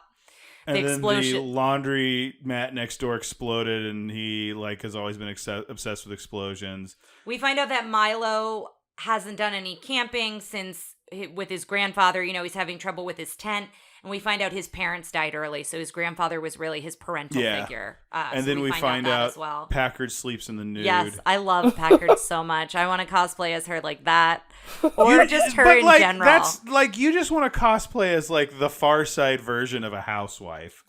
I guess that moment is that. Yeah. All it is. I actually like Packard with the headset, and that she like her outfit for the majority of the film. Oh, she's got that like doughboy. Yeah, that helmet. Yeah, I think it would be fun to cosplay as her. But you've already cosplayed as that, like without the face mask, when you were the wife from Hocus Pocus with all the rollers in her hair and everything. I'm drawn to a certain character. What can I say? I have so much to look forward to. So yes, we find out about each one of them, and I like this moment a lot. And we see these creatures. We talked about this. They appear as creatures. We find out they're the Atlanteans that have kind of been following them and keeping track of them throughout their journey. And Milo goes to go to the bathroom. He's got like a spade, shovel and a roll of toilet paper. Yeah, a roll of toilet paper, and like unbuckles his pants. His pants are down. Yeah, like when all these fireflies that were in the lantern descend on him, and they start lighting things on fire. So their whole camp is being lit on fire, and everyone's trying to get away. And again, this is another very kind of intense scene. And then Milo is greeted by the Atlanteans, and it's Kita. And she winds up removing the mask. But I agree. I really like the design of them. like that. I like the design of the Atlanteans regardless. I like the Atlanteans. They're like blue like tattoos and stuff. They talk about the tattoos later. We'll get to that thing. That was hilarious. Mm-hmm. But like Kida had such a cool look with and without the mask. Yes, agreed. Like I like that their eyes, if you watched them when they're in the masks eyes change just a little bit to and their mouths light up. The mouth is the glowing Well, part. they're both lit up, but like it's kind of like Spider-Man's eyes in the new one or Deadpool's eyes. Oh, when they move. Where like in Deadpool's eyes, they never explain why his eyes can do this and in the mask, but they're doing it just a little bit to give a little bit of emotion. Yeah. And so Milo was cut. Milo is cut on his chest, and this is where we find out that the crystals can heal. And Kida heals him with the crystal, and then they run away. He runs after them, and then the rest of the crew runs after Milo. And then they see like this big like what's it called on a highway where it's a scenic like overpass? An overpass, overlook. Yeah. Overlook. It's an overlook of Atlantis, and Atlantis is like. It looks like it's like on something that's generating water and then like falling off. It looks the like sides. It's floating. Yeah, it looks like the flat Earth. Mm-hmm. Like if anyone where it's just water's coming off the sides. Yeah, but this is where he attempts to speak back, and where we hear multiple languages. Mm-hmm. We find out they can speak French, they can speak Spanish, and then eventually they speak English. And yeah, they really kind of hand wave that because they're like, it's the language. All their languages are derived, and I'm like. Yeah, but like I know Spanish. I don't know. I know a little bit of Italian. Like she's just like perfect English, no problem. Yeah. So that moment happens, and then this is where you finally realize something fishy's going on. This is when Helga turns to Rorik, what we mentioned earlier about there are people living here, and this basically changes our plan. And it's just like a beat, and then we don't hear anything else about it. They bring her, but it's interesting because it informs Rorik's like your interpretation of Rorik's of Garner's performance from then, because he does that thing to the king where he's like, why? Because the king doesn't want him to stay there. Yeah, the daughter Kida is like, oh my gosh, you have to meet my father. So she brings everybody, because Milo apparently and the team. Yeah, because they think their culture's dying, and she's like, they can help us, and she's talking to her father in Atlantean, and he's like, they can't stay here. And then the Rorik, father's voice is Spock. Leonard Nimoy. Yes, so I wanted to mention did a really great job. And then Rorik is like, trying to smooth talk him. He's like, can't we stay? We're just scientists. We're men of knowledge. And I feel like, had you not heard that thing before, this would just seem like him kind of trying to sweet talk him. Mm-hmm. But it really gives it like a sinister bend. Yeah. Because of that moment that happened just before. Yeah. And he gives off McLeach vibes to me from Rescuers a little bit. In that he's I bet they're the same age. Yeah. And their build is similar, I guess. Yeah. But this is, as you mentioned, we're realizing their way of life is dying. And then you talked about how some of the Bluth guys worked on this, and you were wondering if they worked on his father, or they did work on his father. What did you... Well, I believe his name was Mike Pomeroy. I'll double check. But he worked on Milo, and he was a Bluth guy, and there's definitely shots in here where I went, it has that kind of a little more expressive Bluthian animation. Mm-hmm. Just to double check, was John Pomeroy. The guy who worked on The King was Michael Cadeno. So I'll have to look up him, but I thought he looked like Nicodemus, a lot like Nicodemus from Secret of Nim. Yeah. The team decides, it's really Rorik decides that someone needs to be with Kida. Someone needs to talk with Kida. This is kind of where Moliere has kind of a creep vibe a little bit. Kind of going after her. And he liked her because she could speak French. Yes. Mm-hmm. And so they decide on Milo, and also I think because they want to get Milo out of the way. Obviously, it's them like building on their plan. Somebody needs to like build the rapport with Kida. It makes the most sense that it should be Milo. So they both are so excited because they have so many questions for one another. And I like this scene a lot too, where they kind of go question for question. And this is when he realizes she's between 8,500 and 8,800 years old. Which they kind of just say that they've been all given long life. Is it just the monarchy here? Or is I'm not sure, but I was wondering because spoiler listeners, he stays put when everybody else leaves. He stays in Atlantis. And I was like, well, does that mean now that he'll live as long as them or no? Well, I mean, that's one of the things that is dealt with in Lord of the Rings when oh god, I can't remember Liv Tyler's name. Dang it, I was gonna really nerd out. That's unfortunate, man. You're really showing help me out weakness there, Amanda. You know this. No, you're not a Lord of the Rings person. I like him. I don't. Arwen? Is it Arwen? I don't know their names. I can tell you it's that. Liv Tyler and Aragorn. I've watched the movies. I enjoy the movies, but not enough to remember anyone's name. I kept this all. Oh, I mean, like, also, the female characters in Lord of the Rings are all, like, they're basically non-characters. Anyway, but... Well, yeah. Yeah, good point. Good point. So we also find out here she can't read Atlantean. That's not something that she can do. Well, no one can. It's been lost to time. So, like and that's when I had the gummy bear thought was right here. And so we find that out. He's interpreting things with her, showing her how to use things. She has this vehicle. She's never been able to get it to work. And, you have to put the crystal in and turn it a certain way. He's basically reading like the instruction manuals like printed on the thing, which I thought that was kind of funny. Mm-hmm. But then we see the marketplace. We kind of learn a little bit more about Atlantean's way of life. And this is where we see the tattoos. And Cookie shows that he has the nothing. I got all 38 states. Look. Yeah. And then he pulls and he makes Rhode Island dance. Let me see Michael dance, baby. And he's like slapping his belly. And Audrey's just like grossed out. It's a good moment. But then they all eat together, which I thought was kind of cool. They all eat, like the team eats together with the Atlanteans, with Kida. And then this is when all the Tonys show up in guns and gas masks. It shows them doing something, and then she takes Milo down to swim and to read some stuff. That's the mural. And this is when we learn Milo is a leg man. Because she's been walking around with like a midriff this whole time and her shoulders out and all that, but she's got kind of a what's it called, a sarong wrap around her. Yeah, sure, we'll go. And then as soon as she's like, he like starts losing it when she reveals she's wearing like a bikini bottom and her legs are out, and I'm like, oh, Milo must be a leg man. And then when he jumps in with his boxers and they all like the air. I love that so much because that's so relatable. And I rarely see any movie like it's the representation same with Tarzan when Jane jumps into the water in her dress. Oh yeah, and I love that part too. It's very similar. I love it. It's a funny joke. It is, yeah. So he swims down, and I kept thinking, I was like, how could he hold his breath for that long? But they do have him go back up and get more air, and then go back under. But he reads the complete history and this power keeping source, it's keeping everything alive. They thought it was electricity. She thought it was this crystal. Like everyone misinterpreted what exactly this energy is.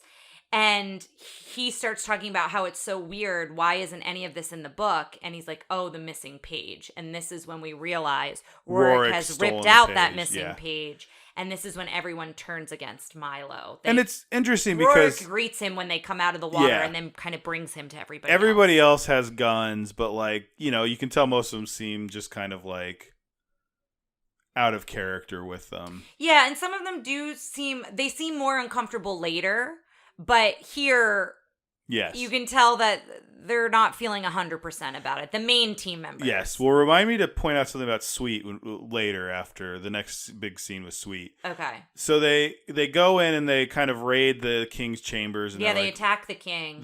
He punches them, which eventually kills them. I guess, I don't know, this sounds really awful, but like if you punch an old man, can you kill him? I mean, sure. Depending on, it's like when someone who's older falls and breaks a hip, but sometimes that they don't recover from that because it's a pretty traumatic event and your skin's so thin and there's a lot of physical things that make it more difficult. But they're trying to figure out where it is, and they figure out it's because it says something about the eye of the king, so he keeps thinking it's the king, it's somewhere in the palace, and then he sits on the king's throne, and then he kind of sees where they need to go, and they take Helga, Milo, Kida, and Rorik. So just the four of them go, and they walk to the water, and then they go underground. This is where this is a big shoulder movie at this point. I feel like everyone's wearing tank tops at this point. If you can't tell, listeners, Ryan's a shoulder man. I like shoulders.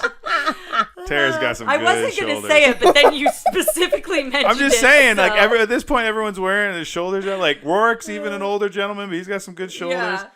Tara, when she was looking at when they were taking wedding dresses, I kept pulling the people she was going to the side. I'm like, convince her she wants to go shoulderless. She wants her shoulders because she'll out. think she'll want to be modest. Not strapless. Sleeveless. Sleeveless. I go like, That's the tell her she wants to go sleeveless because I think she's going to want to be so you're modest. welcome. Yeah, look, and you look you're dynamite. All right. So they go underground and they find the light source, and this is when Kita sees the kings of the past. They're these giant stone kind of carvings very cool of look. each king. I really like the design and the lore of this. And so she immediately starts what I presume is praying or just talking to the kings, paying honor and tribute to them.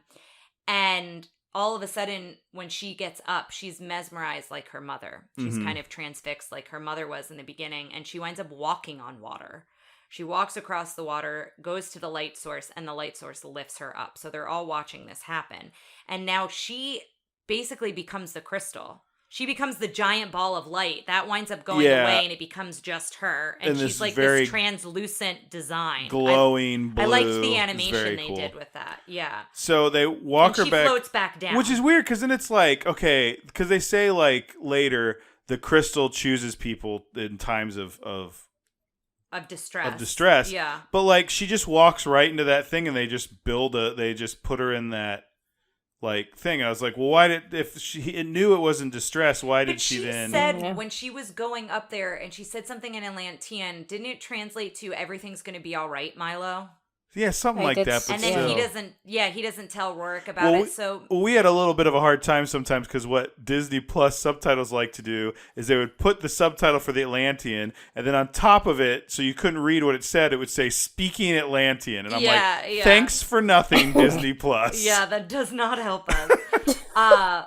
But yeah, they wind up trapping her in this like metal container to take her back to get the most money for her. Audrey builds it around her, and then Milo. That's when he starts guilt tripping everybody. Yeah, guilt tripping it. Well, guilt tripping sounds like it wasn't true. Guilt tripping sounds like what my sister does if I don't come for Thanksgiving that year. Got it. Good point. He's making them. He's really trying to force perspective to be okay, you're going to kill this whole civilization so you can start a mechanic shop with your dad, or you're going to do this, so whatever. Like, that's cool. All right. This is what I wanted to point out. You'll notice Sweet is not in that. Doc Sweet is back there taking care of the Atlantean king. So he had already made the decision, like, oh, I'm not going with you. I got to take care of this guy. Do no harm. Like Sweet is awesome. Yeah. Sweet is low-key. Yeah, I love it. Sweet, that makes me like Sweet even more. I really liked Sweet, but I did not catch that. Because I kept watching that scene, and I'm like, someone's not here, and I couldn't figure out who it was, and then they cut back to this, and Sweet was taking care of him, and I was like, that's right, really Doc. Great. So they wind up leaving Milo behind. And I noticed something here, but they never go back to it. When Rourke steps on the picture of his grandfather, there's a picture underneath a picture. Like Milo picks a page out from under the picture. Did he? Yeah. I thought that's what it looked like, but maybe he picked up the picture. I think he was just picking up the picture, but I was like... But the way it was done, I was like, oh, is there like a mystery? Are we going to find out like his grandfather had been to Atlantis before and they knew him? That goes back to this movie, I think, needed one more like pass of like edits. I think we got to this long movie because we started so long, but we needed...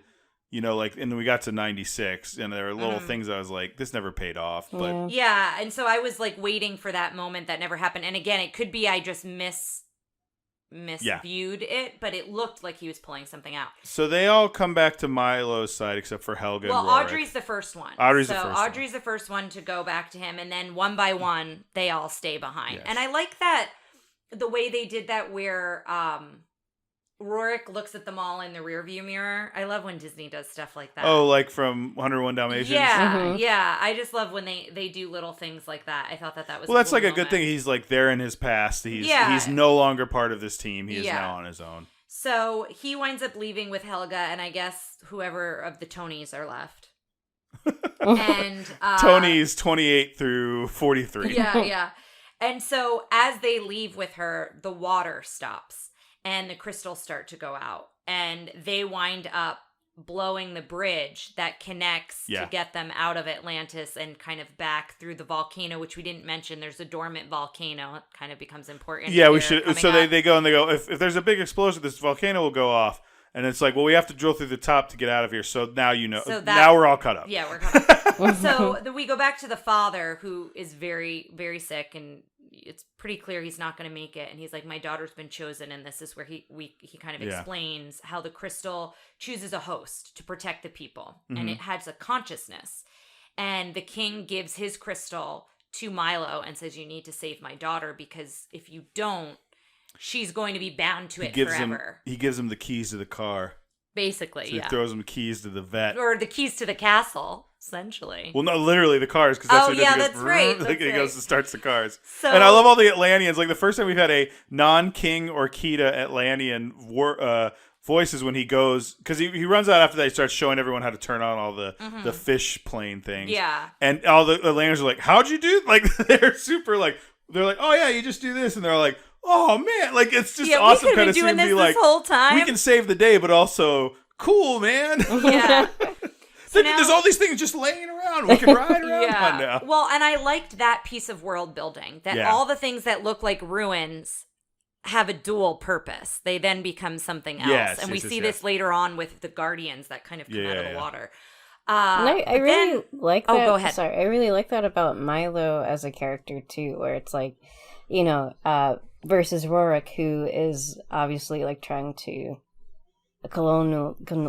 appropriate, whereas like Milo is actually like trying to like help them out, like, just like appreciate the culture and just sort of like, Well, and really save the culture instead of like making it become extinct, right? It goes back to one of the greatest storytelling. Here we go.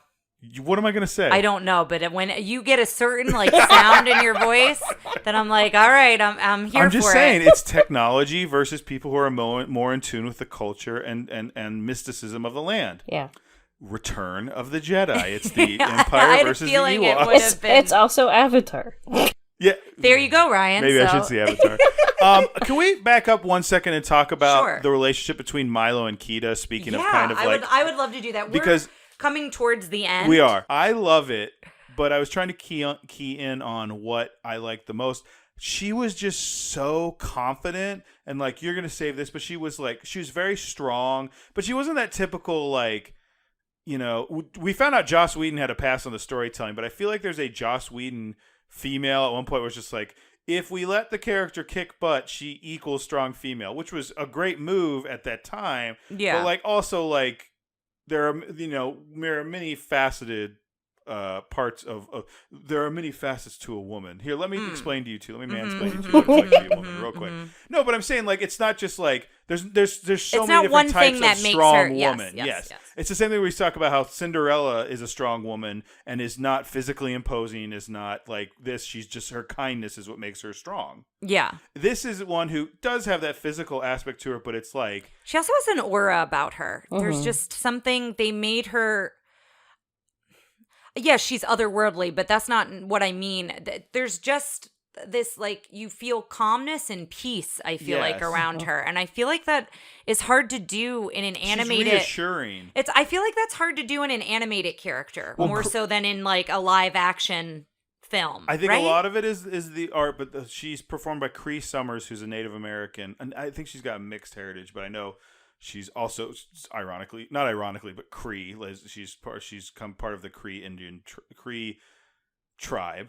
But like I thought she did such a good job with the voice performance. But like them together was like they were both very excited and like feeding off each other's energy. And they didn't even have, there wasn't that like from minute one they were into each other. Maybe not in love, but they were. It wasn't the thing where it's like, I am a warrior woman and you're an invader and blah, blah, blah. And he's like, well, you don't understand. Like there's no conflict with them romantically. It was just them developing. They both like, he was like, I want to learn more about your culture. And she's like, well, I want to learn about my culture too. And you can help me. And it was very, from minute one, it was all very pro. Like it was all very, I don't know what the word I'm looking for. Simpatico? Yeah, like they were into each other before they were like into each other. It wasn't and even at the end, we never see them kiss, but like when she comes back down, we'll talk about this but we'll talk about this in a minute, but when she comes back down and like comes back to her original form, she embraces, they hug, but they don't kiss. In the end, they hold hands. And I actually really like that. I don't think you need it them to be more romantically involved than that. But they were, you guys, was it just me? Am I reading that they were romantic? Oh, I think so. He was into her. Like, he was nervous, like, when she was, I think they liked each other. The second they got some time alone, he let her wrap her legs around him. Oh my God, stop. like Xenia Onatopp from GoldenEye. Isn't this isn't this a family-friendly podcast? Hey, kids, your mom probably wraps her legs around your dad sometimes. My God, maybe your dad wraps his legs around your mom. Took a turn. Give her a little squeeze. All right, okay. What's happening here? What's happening? But no, I think he when he goes to KFC, he orders a bucket of drumsticks. That's Ryan. Oh, you're gonna have to bleep that out. Although everyone knows our last names because they're on the Facebook page.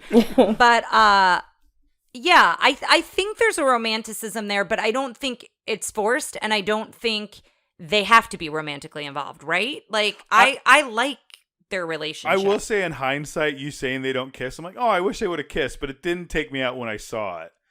I don't mind that because I think they did such a good job with this relationship, because it wasn't.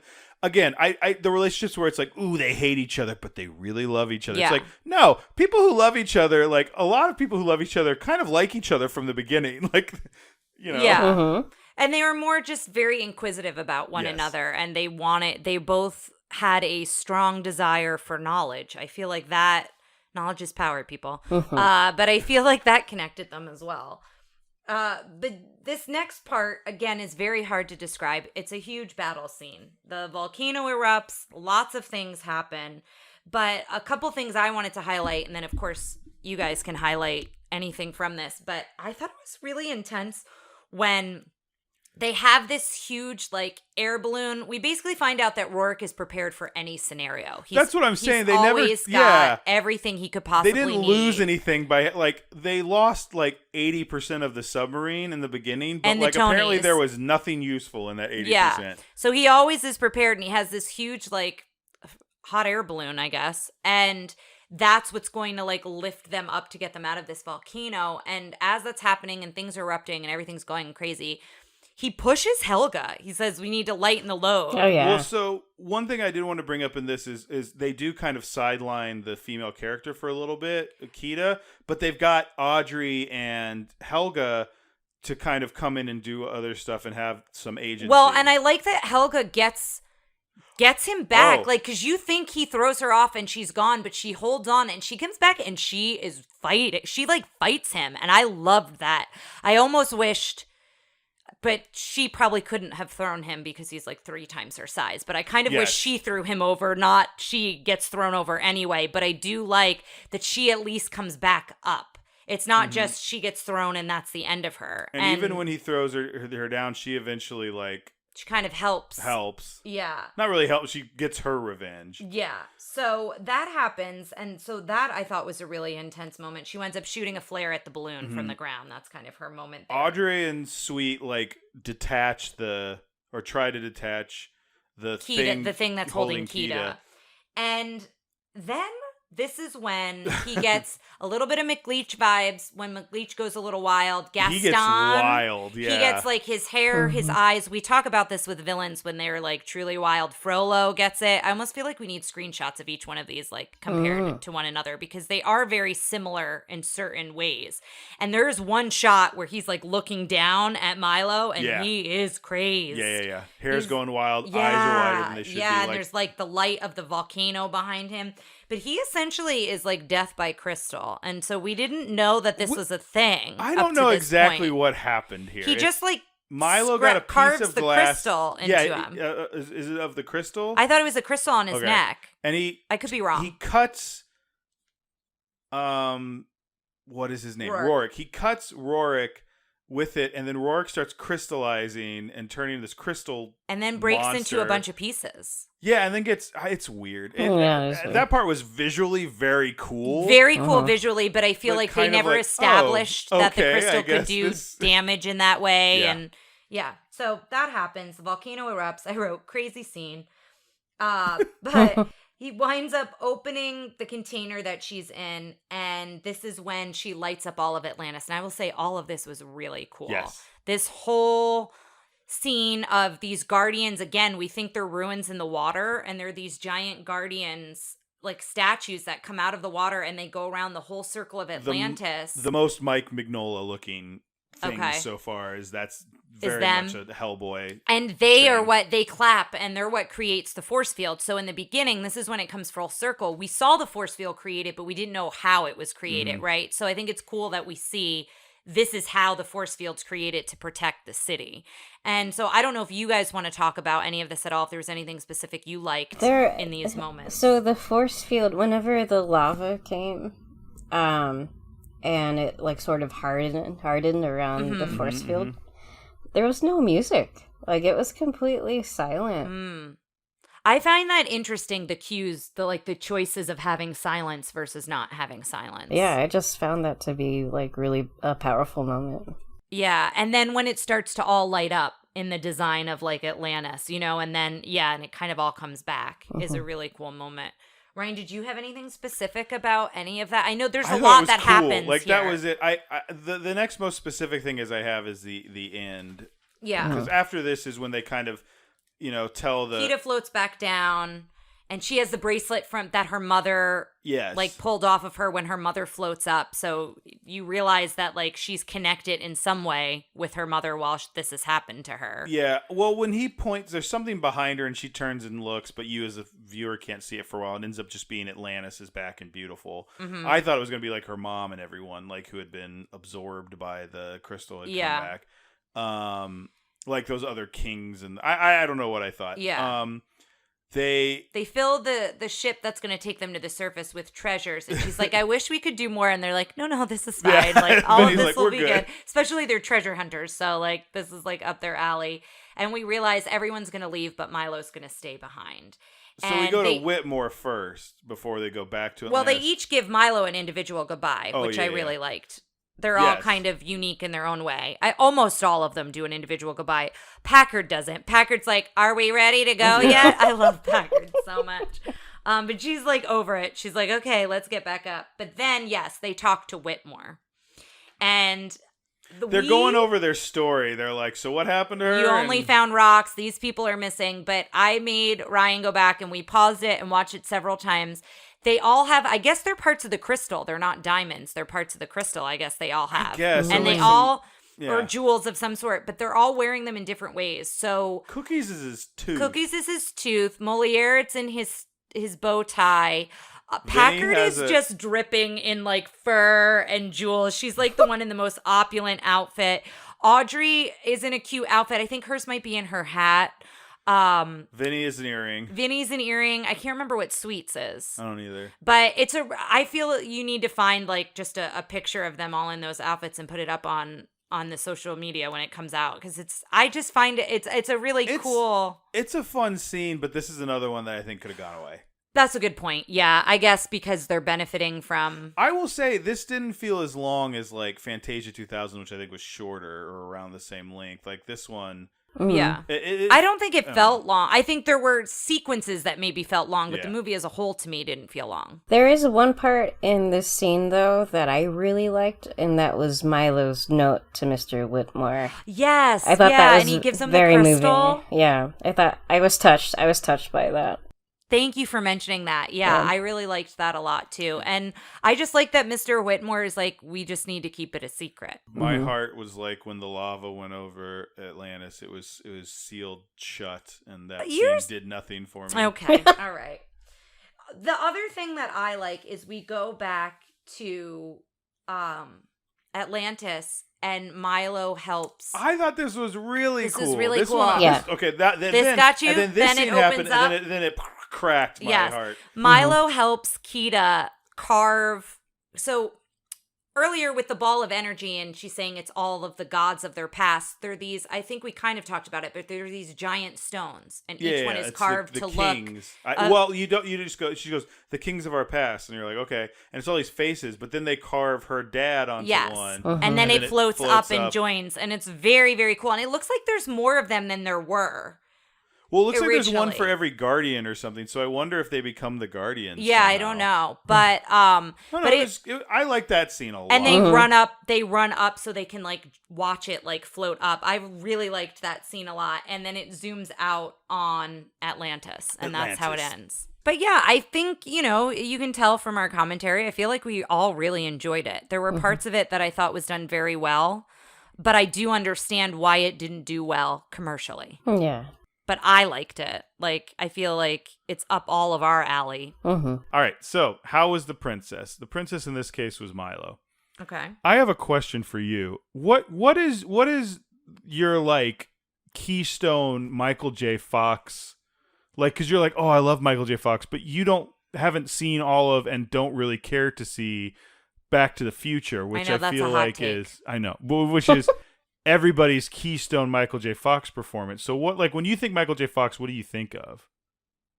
That's funny. I don't know. I just like his Spin voice. City? Maybe his voice is like very calming to me. Like, I just feel like I just get really excited to hear his voice. It's so boyish, but yet so, like, relatable. Yeah, I'm sure there's a character somewhere that I relate to as him. I just, off the top of my head, Spin City is one. I did watch Spin City. I don't think I'd ever call Michael J. Fox's voice nerdy, but it fit Milo so well. Like, he did such a good job of it. Like, frustrated felt more like he's smart, but, like, people don't necessarily listen to him. Mm-hmm. Right. What did you think about Milo? Yeah, same thing. Like, yeah, I think Michael J. Fox, like, whenever I think of Michael J. Fox, I think of Back to the Future, and, like, it's almost like there are lots of, I feel like there's some parallels between the two characters of, like, I don't know if this is a good idea, like, that kind of thing. Yeah. He's like a combination of Doc and Marty, because it's, like, Marty's attitude, but, like, Doc's smarts. Yeah. Yeah, for sure. Well, and he also has, like, I like that he's also, like, his grandfather's very present in him, like, to tie it back to the story, because he's very nervous through all of this exploring. It's clear he hasn't done a ton of exploration, but when it's time to save Atlantis, like, he doesn't really think twice. He's just like, okay, this is what I have to do, and I really like that about his character. How was the prince, which in this case would be Kida? I love Kida. Like, I think Kida she deserves a spot among. I know we're calling her the prince because she's not but I think she deserves a spot amongst Disney princesses. She is a princess. She's the princess of Atlantis, and she becomes the queen. Like, she takes over for her father, I would imagine. I think she's such a strong character. Like, there's so many princesses that aren't getting any due that need to. I think she's one. Yeah. And with this, what's unfortunate is if this was more of a success, you got to wonder, would she have more of a presence? Oh, absolutely. And that's, like, what's unfortunate is sometimes there's stronger women characters. If the movie isn't, commercially successful, they kind of get, like, pushed aside. And I think that's a real injustice for her character. Money talks. I know. You agree with us, Absolutely. Amanda? Do you have anything else you want to add in? No. I feel like we gushed on her a lot throughout too. Yeah. How were the sidekick henchmen? So, like, for us, it's kind of like the rest of the Dirty Dozen, the team. I mean, let's go around the room, and we know, Tara, your favorite is Packard. Packard and Vinny, but Packard. I love a cranky old lady. I just really do. Like, an old lady with spunk. I don't want to necessarily say cranky, but she, like, had spunk about her. Let's do our two favorites. My two favorites were Cookie and Audrey. I liked Audrey a lot. Audrey actually is cool Audrey's very good. Yeah. Who were your two favorites? Vinny and Sweets, for sure. Sweets, I think Sweets. Yeah. It's hard. Like, every time you say a different one, I'm like, oh yeah, I really liked, certain things about them. Yeah.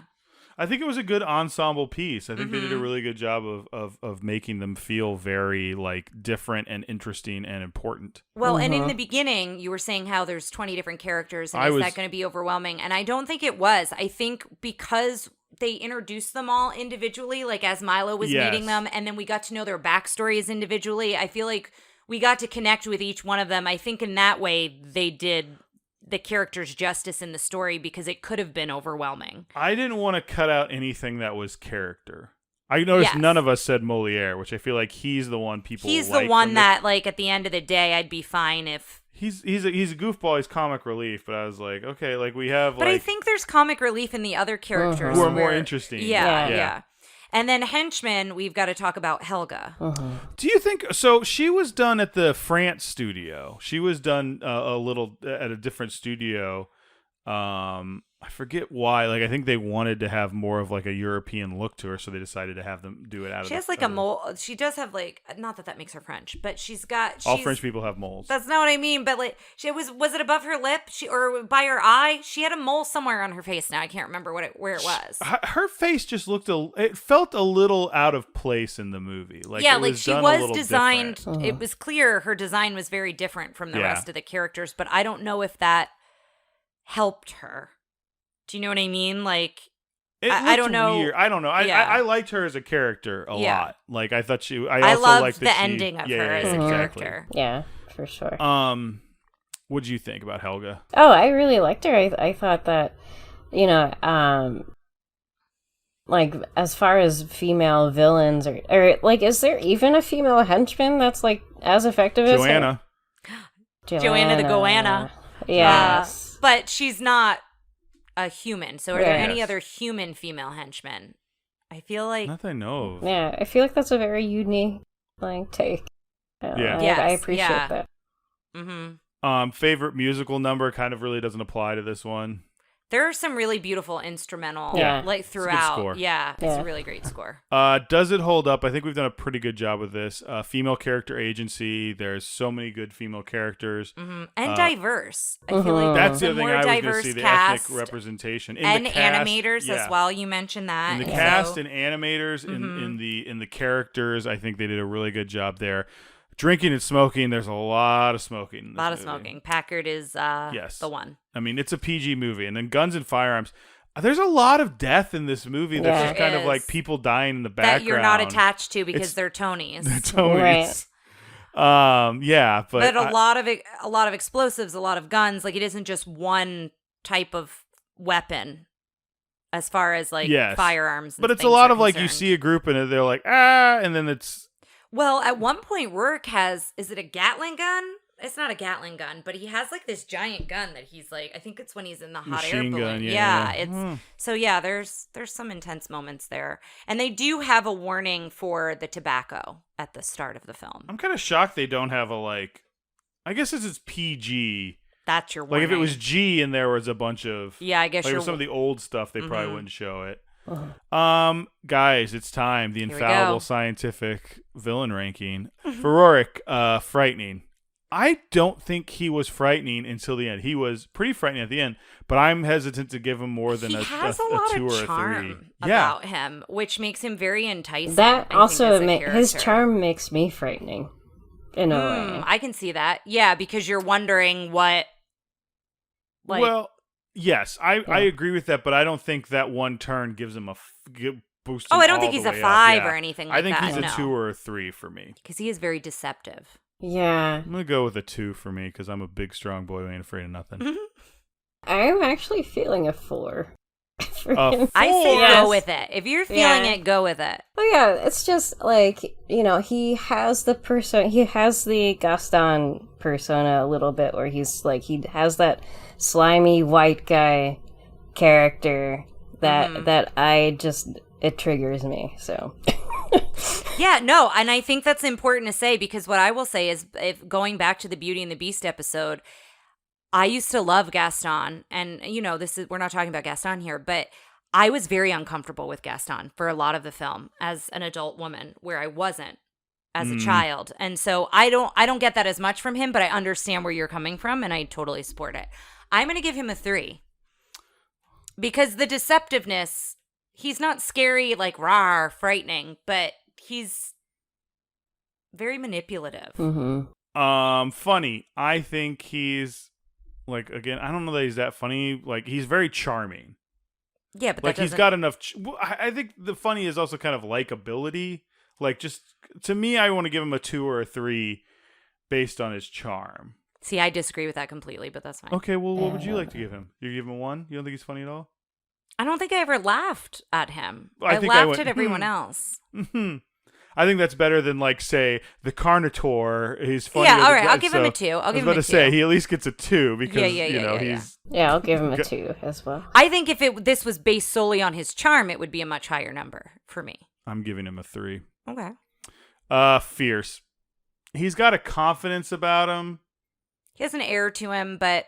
I don't know if it would be. I don't know if it would be drag queen confidence, though. I don't know. We've done I know in the past we've kind of pushed it into different things because to me there's like a confidence, but like I think a or solid an arrogance. 5, like I think sometimes two villains have an arrogance, but I don't know that he really had that about him either because I think he was so deceptive. If he was arrogant, I think Milo would have maybe caught on to him faster, right? I feel like he was in the background a little bit. But I think he had a commanding presence of the team. So to me, that's a 2. Like I think he's not lacking fierceness. He's not devoid of it, but he doesn't have a much. Yeah. So what do you guys want to do? I'll do 2. 2. I've changed my mind. I'm going back. I'm doing a 2 for funny. I've thought about it. You had him at a 3? Yeah, I did, but I'm changing it. You don't have to. Effective.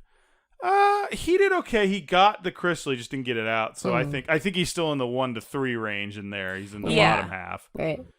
But I don't know. I mean, he gets the journal. Yeah, and and it's also like the manipulation part I feel like is very effective. Like he got the team on board with him for a good amount of the movie, and Milo had no idea what was going on for a good amount of the movie. Mm-hmm. I'll give him a 3. I'm going to give him a 3 too. I don't think he goes higher than a 3, but what are you going to give him? I think I'm going to give him the same. I feel like I really liked him in general, but I feel like by our metrics, I'm like, you're not going above a 3 on anything for me. Yeah, he's hard. I don't think he's a 1 on anything. No. Yeah.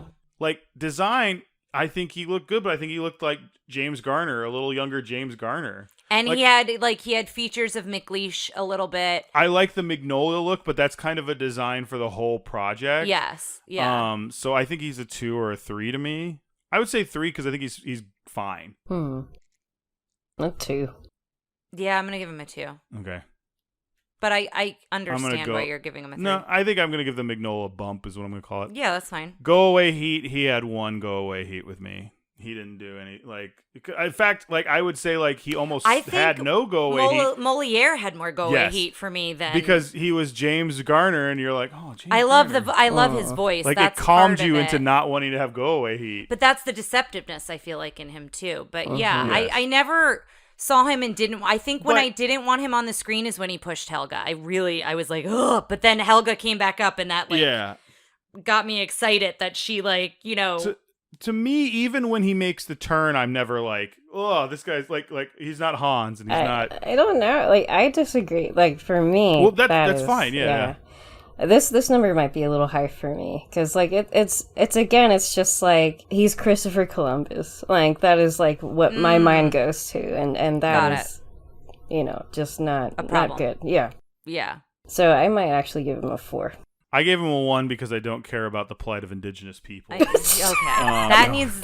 That one might need to be edited out. I know you're funny about those sometimes. That's what I feel like when I'm I feel like a 1, and then someone goes, well, I think it's a 4 because if here's some awful things, I'm like, well, it's not that I.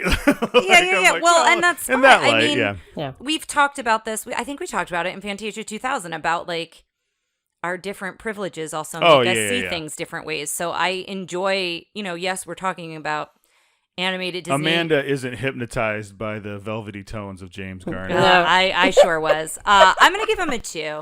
I'll give him a 2. Okay, I'm gonna give him a 2 for yes factor just because I like James Garner.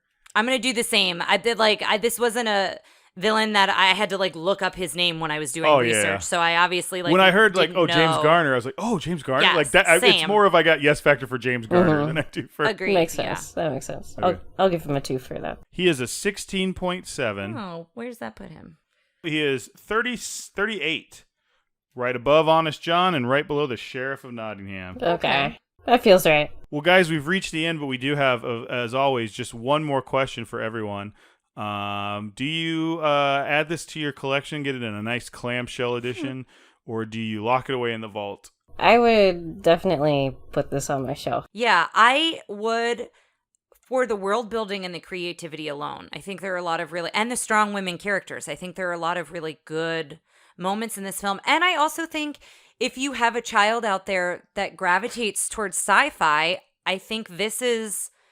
You know what I mean? They can enjoy Disney in a different way because this isn't something Disney does all the time. Yeah, boy or girl or in between. I think any child anyone has could appreciate this, showing them this, because I think, one of the things that's cool about this having such a strong female cast is I don't think that was the point of this. It wasn't a huge, that wasn't their goal, from minute one. It wasn't our movie is about girls kicking butt. It's like our movie is about a group getting together, and every individual works, and it's multicultural cast, and many different, multiple genders. Mm-hmm. Well, and I'm also curious to ask you, because out of the three of us, you've been in the world of sci-fi the longest and enjoyed it a lot as a child. So I feel like you called me old there when you said that's not what I meant. No.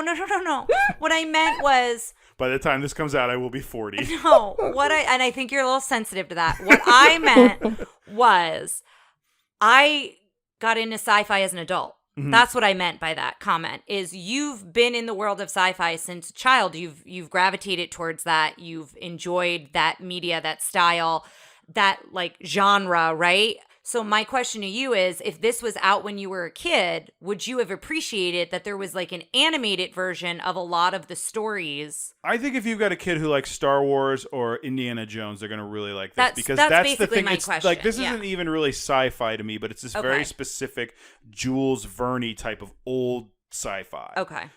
That's and they don't do a lot of this. It's I've got a role-playing game called Hollow Earth Expedition, where it's all about this type of Hollow Earth Atlantis, blah blah blah stuff. Mm-hmm. And I love that kind of thing. And it's it's been interesting to me that I haven't seen it before now. So if you've got some weirdo kid like me, they're gonna love it. Don't label them a weirdo. That's me saying you're a weirdo. Okay, I'm a weirdo. Okay. This is such a specific thing that I still I think love it's to a this specific day, niche, but I think there are a lot of kids out there that gravitate to that. Yeah. So and I think it's I mean, to me, the guns, I think it's going to be a little bit of an older kid, because there's the guns and the smoking. Yes, and it's PG rating, so I don't think, but... But I do think, there's so many good things to be learned from this. Mm-hmm. Like you said, the colonialists, the white, what's the word I'm looking for?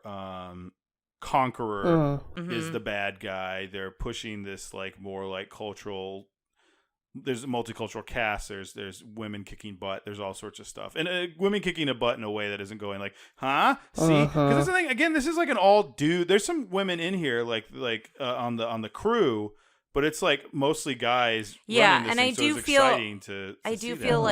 In present day, sometimes Disney leans more towards, see what we did? Yeah. Isn't this great? It's great. Yes. So it is really nice to see that they didn't do this here, and it came through very strongly. Right. Amanda, thank you once again. Four-timer. Yes. For coming in. Always a pleasure. You know the drill. We ask our guests to plug something, whether it's a personal project, some piece of media they've been enjoying, or even just a sentiment they want to put out there in the world. You've had 3. Let's hear what the 4th one. Yes, I am really excited for this one. So, if you are in the Baltimore area, for those of you who are, and if you are a musician, I am a part of a community orchestra called the Baltimore Gamer Symphony Orchestra, completely volunteer, all skill levels, no auditions.